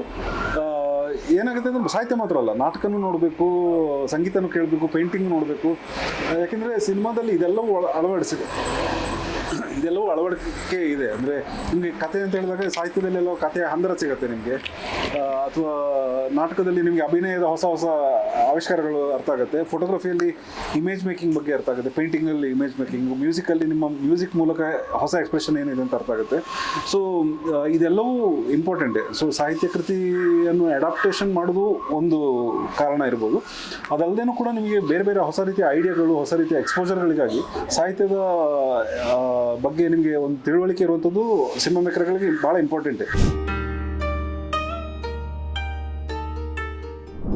ರೈಟಿಂಗ್ ಭಾಳ ಇಂಪಾರ್ಟೆಂಟ್. ರೈಟರ್ ಸ್ಟೀಮು ಅಥವಾ ನೀವೊಂದು 2-3 ಜನ ರೈಟರ್ಸ್ ಕೂತ್ಕೊಂಡು ಬರೆಯುವಂಥದ್ದು ಭಾಳ ಇಂಪಾರ್ಟೆಂಟ್ ವಿಷಯ. ಆಗ ನಿಮಗೆ ಬೇರೆ ಬೇರೆ ಕಡೆಯಿಂದ ಐಡಿಯಾಸ್ ಬರ್ತದೆ. ಅಂದರೆ ನಾವು ಈಗ ನಾನು ಪರ್ಸನಲಿ ಒಬ್ಬನೇ ಕೂತ್ಕೊಂಡು ಬರೀಲಿಕ್ಕೆ ಇಷ್ಟಪಡ್ತೇನೆ. ಬಟ್ ನನ್ನ ಪ್ರಕ್ರಿಯೆಯಲ್ಲಿ ಏನು ಮಾಡ್ತೇನೆ ಅಂದರೆ ನಾನು ಒಬ್ಬನೇ ಕೂತು ಬರೆದ ಮೇಲೆ ಆ ಬರೆದದನ್ನು ನಾನು ಇನ್ನೊಬ್ಬರೊಟ್ಟಿಗೆ ಹಂಚ್ಕೊಳ್ತೇನೆ. ಇದು ನನ್ನ ವರ್ಷನ್ನು, ನಿಮಗೆ ಇದರಲ್ಲಿ ಏನು ಅನಿಸುತ್ತೆ ಅಂತೇಳಿ ಏನೋ ಅವ್ರ ಇನ್ಪುಟ್ ತಗೊಂಡು ಆಮೇಲೆ ನೆಕ್ಸ್ಟ್ ವರ್ಷನ್ ಬಗ್ಗೆ ಕೆಲಸ ಮಾಡ್ಲಿಕ್ಕೆ ಶುರು ಮಾಡ್ತೇನೆ. ಅಥವಾ ಕೆಲವರು 2-3 ಜನ ಒಟ್ಟಿಗೆ ಕೂತ್ಕೊಂಡು ಬರೆಯುವಂಥ ಕೆಲಸನೂ ಮಾಡ್ತಾರೆ. ಐದರ್ ವೇ ಬರವಣಿಗೆ ಭಾಳ ಇಂಪಾರ್ಟೆಂಟ್. ಅಂದರೆ ನೀವು ಒಬ್ಬರೇ ಬರೀತಿರೋ, 3-4 ಜನ ಸೇರಿಸ್ಕೊಂಡು ಬರೀತಿರೋ, ಅಥವಾ ಬರೆದ ಮೇಲೆ ಇನ್ನೊಬ್ಬರ ಹತ್ರ ಹಂಚ್ಕೊಳ್ತಿರೋ, ಬರವಣಿಗೆ ಮತ್ತು ಡಿಸ್ಕಷನ್ ಇಂಪಾರ್ಟೆಂಟ್. ಒಂದು ನಿಮಗೆ ಇಡೀ ಎಕ್ಸ್ಪ್ರೆಷನ್ ಹೆಂಗೆ ಬರ್ತಾ ಇದೆ ಅಂತ ಹೇಳೋದ್ರ ಬಗ್ಗೆ ಒಂದು ಬ್ಲೂ ಪ್ರಿಂಟ್ ರೆಡಿ ಆಗುತ್ತೆ. ಅಂದರೆ ಮುಂದೆ ಈ ಸಿನಿಮಾ ಹೆಂಗೆ ಬರಬೇಕು ಅಂತ ಹೇಳೋದ್ರ ಬಗ್ಗೆ ಒಂದು ಕಲ್ಪನೆ ರೆಡಿ ಆಗುತ್ತೆ. ಅಟ್ ದ ಸೇಮ್ ಟೈಮ್ ನಿಮಗೆ ಪೇಪರ್ ಇಸ್ ಚೀಪ್ ಅಲ್ಲ ನಿಮಗೆ. ಅಂದರೆ ನೀವು ಸೆಟ್ಟಿಗೆ ಹೋಗಿ ಶೂಟ್ ಮಾಡಿ ಅರ್ಥ ಮಾಡ್ಕೊಳ್ಳೋಕ್ಕಿಂತ ಪೇಪರ್ನಲ್ಲಿ ಮಾಡಿ ಅಲ್ಲಿಂದ ನಂತರ ಸಿನಿಮಾಕ್ಕೆ ಹೋಗೋದು ಇಸ್ ಚೀಪರ್ ನಿಮಗೆ, ಅಂದರೆ ಕಾಸ್ಟ್ ದೃಷ್ಟಿಯಿಂದ ಕೂಡ. ಸೊ ಆ ದೃಷ್ಟಿಯಿಂದಲೂ ಕೂಡ ನೀವು ಏನೋ ಪೆನ್ನು ಪೇಪರ್ ಭಾಳ ಇಂಪಾರ್ಟೆಂಟ್. ನೀವು ಬರ್ಕೊಳ್ಳೋದು ಇಂಪಾರ್ಟೆಂಟ್. ಪೆನ್ನು ಪೇಪರ್ ಅಂದರೆ ಲ್ಯಾಪ್ಟಾಪ್ ಆದರೂ ಓಕೆ, ಬಟ್ ನೀವು ಬರ್ಕೊಳ್ಳೋದು ಬರವಣಿಗೆ ಭಾಳ ಇಂಪಾರ್ಟೆಂಟ್ ಆಗುತ್ತೆ ಅದಕ್ಕೆ. ಅದು ನೀವು ಹೇಳ್ದಂಗೆ ಕನ್ನಡದಲ್ಲಿ ಒಂದು ಸ್ವಲ್ಪ ಕೊರತೆ ಇದೆ ಅದಕ್ಕೆ. ಅಥವಾ ಒಂದು ರೀತಿಯಲ್ಲಿ ಎಲ್ಲರೂ ಬರ್ಕೋತಾರೆ, ಸ್ಕ್ರಿಪ್ಟ್ ಬರೆಯಲ್ಲ ಅಂತೆಲ್ಲ ಹೇಳ್ತಾರೆ ನಾನು. ಆದರೆ ಏನಾಗುತ್ತೆ ಅಂದರೆ ನಮ್ಮಲ್ಲಿ ಹಾಲಿವುಡಲ್ಲೆಲ್ಲ ಈ ಸ್ಕ್ರಿಪ್ಟ್ ಮೆಂಟರ್ಶಿಪ್ಪು, ಸ್ಕ್ರಿಪ್ಟ್ ಡಾಕ್ಟರ್ಸು ಇತ್ಯಾದಿಗಳ ಫಾರ್ಮ್ಯಾಟ್ ಇಲ್ಲ ನಮ್ಮಲ್ಲಿ. ಟು ಎನ್ ಎಕ್ಸ್ಟೆಂಟ್ ಈಗ ಹಿಂದಿಯಲ್ಲೆಲ್ಲ ಅದು ಬರ್ತಾ ಇದೆ. ಅಂದರೆ ಒಂದು ಸ್ಕ್ರಿಪ್ಟ್ ಬರೆದ್ರೆ ನಾನು ಒಬ್ಬ ಸ್ಕ್ರಿಪ್ಟ್ ಡಾಕ್ಟರ್ ಹತ್ರ ಹೋದರೆ ಅವನು ಯಾವುದು ಸಿನಿಮಾ ಮಾಡಿರಬೇಕಾಗಿಲ್ಲ, ಅವನಿಗೆ ಆ ಸ್ಕ್ರಿಪ್ಟನ್ನು ಒಂದು ಡಾಕ್ಟರ್ ಥರ ಒಂದು ಅನಾಲಿಟಿಕಲಿ ನೋಡಿ ಇದರ ಗುಣಗಳೇನು ಅವಗುಣಗಳೇನು ಅಂತೇಳಿ ಹೇಳುವಂಥ ತಾಕತ್ತಿರುತ್ತೆ. ಅಥವಾ ಸ್ಕ್ರಿಪ್ಟ್ ಮೆಂಟರಿಂಗ್ ಅಂತ, ನಾನು ಎಲ್ಲೋ ಸಿಕ್ಕಾಕೊಂಡಿದ್ದೀನಿ ಅಂತ ಹೇಳಿದಾಗ ಈ ಸಿಕ್ಕಾಕೊಂಡ ಜಾಗದಿಂದ ಹೊರಗೆ ಬರೋದು ಹೆಂಗೆ ಅಂತ ಹೇಳಲಿಕ್ಕೆ ಯಾರೊಬ್ರು ಬೇಕಾಗ್ತಾರೆ. ಈಗ ನನ್ನ 2 ಸ್ಕ್ರಿಪ್ಟ್ಗಳು ನಾನು ಸ್ಕ್ರಿಪ್ಟ್ ಮೆಂಟರ್ಗಳೊಟ್ಟಿಗೆ ಕೆಲಸ ವರ್ಕ್ ಮಾಡಿದ್ದೀನಿ. ಒಂದು ಭಾಮಿನಿ ಅಂತ ಹೇಳುವಂಥದ್ದು NFDCಯ ಸ್ಕ್ರಿಪ್ಟ್ ಲ್ಯಾಬಲ್ಲಿ ಇತ್ತು, ಆ ಸಿನಿಮಾ ಆಗಿಲ್ಲ ಇನ್ನು ಕೂಡ ಬೇರೆ ಕಾರಣಗಳಿಗಾಗಿ. ಪಡ್ಡಾಯಿ ಸಿನಿಮಾ ಸೌತ್ ಏಷ್ಯನ್ ಸ್ಕ್ರಿಪ್ಟ್ ಲ್ಯಾಬಲ್ಲಿ ಇತ್ತು, ನೇಪಾಳದಲ್ಲಿ ನಡೀತದ್ದು. ಸೊ ಅಲ್ಲಿ ಒಬ್ಬರು ಸ್ವೀಡನ್ ಅವರು ಮತ್ತೊಬ್ಬರು ಇಟಲಿಯವರು, ಈ ಇಬ್ಬರು ಮೆಂಟರ್ಸ್ಗಳಿದ್ರು ನನ್ನ ಸ್ಕ್ರಿಪ್ಟಿಗೆ. ಸೊ ಅವರ ಪರ್ಸ್ಪೆಕ್ಟಿವ್ ಮೂಲಕ ಇಡೀ ಇದನ್ನು ನೋಡುವಂಥದ್ದು ಇದೆಯಲ್ಲ, ನಾನು ನನ್ನ ಮೂಲ ಎಕ್ಸ್ಪ್ರೆಷನ್ ಚೇಂಜ್ ಮಾಡ್ತಾ ಇಲ್ಲ. ಭೂತಕೋಲ ಅವ್ರಿಗೆ ಅರ್ಥ ಆಗಲ್ಲ, ಆದರೆ ಭೂತಕೋಲ ಇದೆ. ಯಕ್ಷಗಾನ ಅವ್ರಿಗೆ ಅರ್ಥ ಆಗಲ್ಲ, ಯಕ್ಷಗಾನ ಇದೆ. ನಾವು ಮೂಲಭೂತವನ್ನು ಏನು ಚೇಂಜ್ ಮಾಡದೆ ಅದನ್ನೊಂದು ಚಿಕಿತ್ಸಕವಾಗಿ, ಅಂದರೆ ಸ್ಟ್ರಕ್ಚರಲ್ಲಿ ಏನು ಚೇಂಜ್ ಮಾಡ್ಬೋದು ಅಥವಾ ಈ ಥರದ ಒಂದು ಈಗ ನಾನು 4ನೇ ಸಿನಿಮಾ ಪಡ್ಡಾಯಿ ನನಗೆಲ್ಲ ಬರೆಯೋಕ್ಕೆ ಬರುತ್ತೆ, ಅದು ಯಾವಾಗಲೂ ಇಲ್ಲ. ಅದು ಏನೋ 4 ಸಿನಿಮಾ ಆಗಿಬಿಟ್ಟಿದೆ, ನನಗೆ ನ್ಯಾಷನಲ್ ಅವಾರ್ಡ್ ಬಂದುಬಿಟ್ಟಿದೆ ಅಂತ ಕೂಡಲೇ ನಾನು ತಲೆಯಲ್ಲಿ ಕೊಂಬು ಬರ್ಸ್ಕೊಂಡ್ರೆ ಆ ಕೊಂಬು ಭಾಗಕ್ಕಾಗಿ ನನಗೆ ನೋವಾಗುತ್ತೆ ಅಷ್ಟೇ ಹೊರತು ಸ್ಕ್ರಿಪ್ಟ್ ಒಳ್ಳೇದಾಗಲ್ಲ, ಸಿನಿಮಾ ಒಳ್ಳೇದಾಗಲ್ಲ. ಅಲ್ಲಿ ಯಾರೊಬ್ಬರು ನನಗಿಂತ ಎಕ್ಸ್ಪೀರಿಯನ್ಸ್ ಇರುವಂಥವ್ರು ಅಥವಾ ಈ ಸ್ಕ್ರಿಪ್ಟನ್ನು ಚಿಕಿತ್ಸಕವಾಗಿ ನೋಡ್ಲಿಕ್ಕೆ ಸಾಧ್ಯ ಆಗುವಂಥ ಒಬ್ಬ ಮೆಂಟ್ರ್ ಬಂದು ನೋಡಿ ಇಲ್ಲಿ ಸ್ಟ್ರಕ್ಚರ್ಲಿ ಪ್ರಾಬ್ಲಮ್ ಆಗ್ತಿದೆ, ಇಲ್ಲಿ ಈ ಡೈರೆಕ್ಷನ್ ಹೋದರೆ ಇಂಟ್ರೆಸ್ಟಿಂಗ್ ಆಗಬಹುದು, ಆ ಥರ ದಾರಿ ತೋರಿಸುವಂಥ ಆ ಥರದ ಮೆಂಟರ್ಶಿಪ್ಗಳು, ಲ್ಯಾಬ್ಗಳು, ಸ್ಕ್ರಿಪ್ಟ್ ಲ್ಯಾಬ್ ಅಂತ ಕರೀತಾರೆ, ಅದೆಲ್ಲ ನಮ್ಮಲ್ಲಿ ಇನ್ನೂ ಬರಬೇಕು. ಬೆಂಗಳೂರು ಇಂಟರ್ನ್ಯಾಷನಲ್ ಫೆಸ್ಟಿವಲಲ್ಲಿ ಸ್ಕ್ರಿಪ್ಟ್ ಲ್ಯಾಬ್ ಅಂತ ಮಾಡ್ತಾರೆ, ಬಟ್ ಅದು ತುಂಬ ಸಣ್ಣ ಡ್ಯೂರೇಷನ್ಗೆ ಮಾಡ್ತಾರೆ. ಅಂದರೆ ಈಗ NFDC ಸ್ಕ್ರಿಪ್ಟ್ ಲ್ಯಾಬ್ ಅಂತ ಏನು ಹೇಳಿದೆ ನಾನು, ಅದು 5 ದಿನಗಳ 3 ಮೀಟಿಂಗ್ನಲ್ಲಿ ನಡೀತು. ನಮಗೆ 15 ದಿನದ ಸ್ಕ್ರಿಪ್ಟ್ ಬೇರೆ ಬೇರೆ ಟೈಮಲ್ಲಿ ನಡೀತದ್ದು. ಆ ಥರದ ಸ್ಕ್ರಿಪ್ಟ್ ಮೆಂಟರ್ಶಿಪ್ಪು, ಸ್ಕ್ರಿಪ್ಟ್ ಡಾಕ್ಟರ್ಸು ಇತ್ಯಾದಿಗಳು ನಮ್ಮಲ್ಲಿ ಬಂದಾಗ ಐ ಥಿಂಕ್ ರೈಟಿಂಗ್ ಇಂಪ್ರೂವ್ ಆಗುತ್ತೆ. ಸ್ಕ್ರಿಪ್ಟ್ ರೈಟಿಂಗ್ ಅಂತ ಹೇಳುವಂಥದ್ದು ಸಾಹಿತ್ಯ ಅಲ್ಲ, ಅಂದರೆ ನೀವು ಪುಸ್ತಕಗಳಲ್ಲಿ ನೋಡೋ ಸಾಹಿತ್ಯ ಇದೆಯಲ್ಲ ಆ ಥರದ ಸಾಹಿತ್ಯ ಅಲ್ಲ, ಕಾದಂಬರಿ ಕಥೆ ಆ ಥರದ ಸಾಹಿತ್ಯ ಅಲ್ಲ. ಇದು ಒಂದು ಬೇರೆ ರೀತಿಯ ಸಾಹಿತ್ಯ. ಇದು ಸಿನಿಮಾಕ್ಕಾಗಿ ಬೇಕಾಗಿ ಸ್ಪೆಸಿಫಿಕಲಿ ಟೈಲರ್ಡ್ ಆಗಿರುವಂಥ ಒಂದು ಸಾಹಿತ್ಯ. ಐ ಥಿಂಕ್ ಆ ಥರದ ಒಂದು ಶಿಫ್ಟ್ ಇರುವಂಥದ್ದು ನಮ್ಮಲ್ಲಿ ಅಗತ್ಯ ಇದೆ. ಅದಕ್ಕೆ ಒಂದು ಬೇರೆ ರೀತಿಯ ಎಜುಕೇಷನ್ ಕೂಡ ಬೇಕಾಗುತ್ತೆ. ವಾತಾವರಣ ಕಷ್ಟ ಇದೆ ಹೌದು, ಆದರೆ ಏನೋ ನೀರಲ್ಲಿ ಮುಳುಗಿದ್ರೆ ಮೈ ಚಂಡಿ ಆಗುತ್ತೆ ಅಂತ ಈಜದೇ ಇರೋಕ್ಕಾಗಲ್ಲ. ಯಾಕಂದರೆ ಈಜೋದ್ರದ್ದೇ ಒಂದು ಸಂತೋಷ ಇದೆ. ಸೊ ನಮಗೆ ಏನು ಸರಿ ಅನಿಸುತ್ತೋ, ನಮಗೆ ಏನು ಹೇಳಬೇಕಂತಿದೆಯೋ ಅದನ್ನು ಹೇಳಲಿಕ್ಕೆ ನಾವು ಸತತವಾಗಿ ಪ್ರಯತ್ನ ಮಾಡ್ತಾ ಇರಬೇಕು. ಅದಕ್ಕೆ ತೊಡಕುಗಳು ತುಂಬ ಇದೆ, ನಾನು ಒಪ್ಕೊಳ್ತೇನೆ. ಅಂದರೆ ಈಗ ನಾನು ಸಿನಿಮಾನೇ ನಂಬಿ, ಹೊಟ್ಟೆಪಾಡಿಗೆ ಸಿನಿಮಾನೇ ನಂಬಿದ್ದೇನೆ ಅಂತ ಹೇಳಿದರೆ ಕಷ್ಟ ಆಗೋ ಸಾಧ್ಯತೆಗಳು ಇದೆ, ಅರ್ಥ ಆಗುತ್ತೆ ನನಗೆ. ಅದು ತುಂಬ ಕಷ್ಟ ಅನುಭವಿಸಿದವರು ಇದ್ದಾರೆ. ಆಗ ಎಲ್ಲೋ ಕಮರ್ಷಿಯಲ್ ಸಿನಿಮಾ ಮಾಡ್ತೀನಿ ನಾನು, ನಾನು ಸ್ವಲ್ಪ ಫೈನಾನ್ಷಿಯಲಿ ಸೆಟ್ಲ್ ಆಗಬೇಕು ಅಥವಾ ಸೇಫ್ ಆಗಬೇಕು, ಸೆಟ್ಲ್ಗಿಂತ ಸೇಫ್ ಆಗಬೇಕು ಇತ್ಯಾದಿ ಯೋಚನೆಗಳು ಬರೋದು ತಪ್ಪಲ್ಲ. ಯಾಕಂದರೆ ಸಿನಿಮಾ ನಿರ್ದೇಶಕನೂ ಒಬ್ಬ ಮನುಷ್ಯ, ಅವನಿಗೂ ಹಸಿವಿದೆ.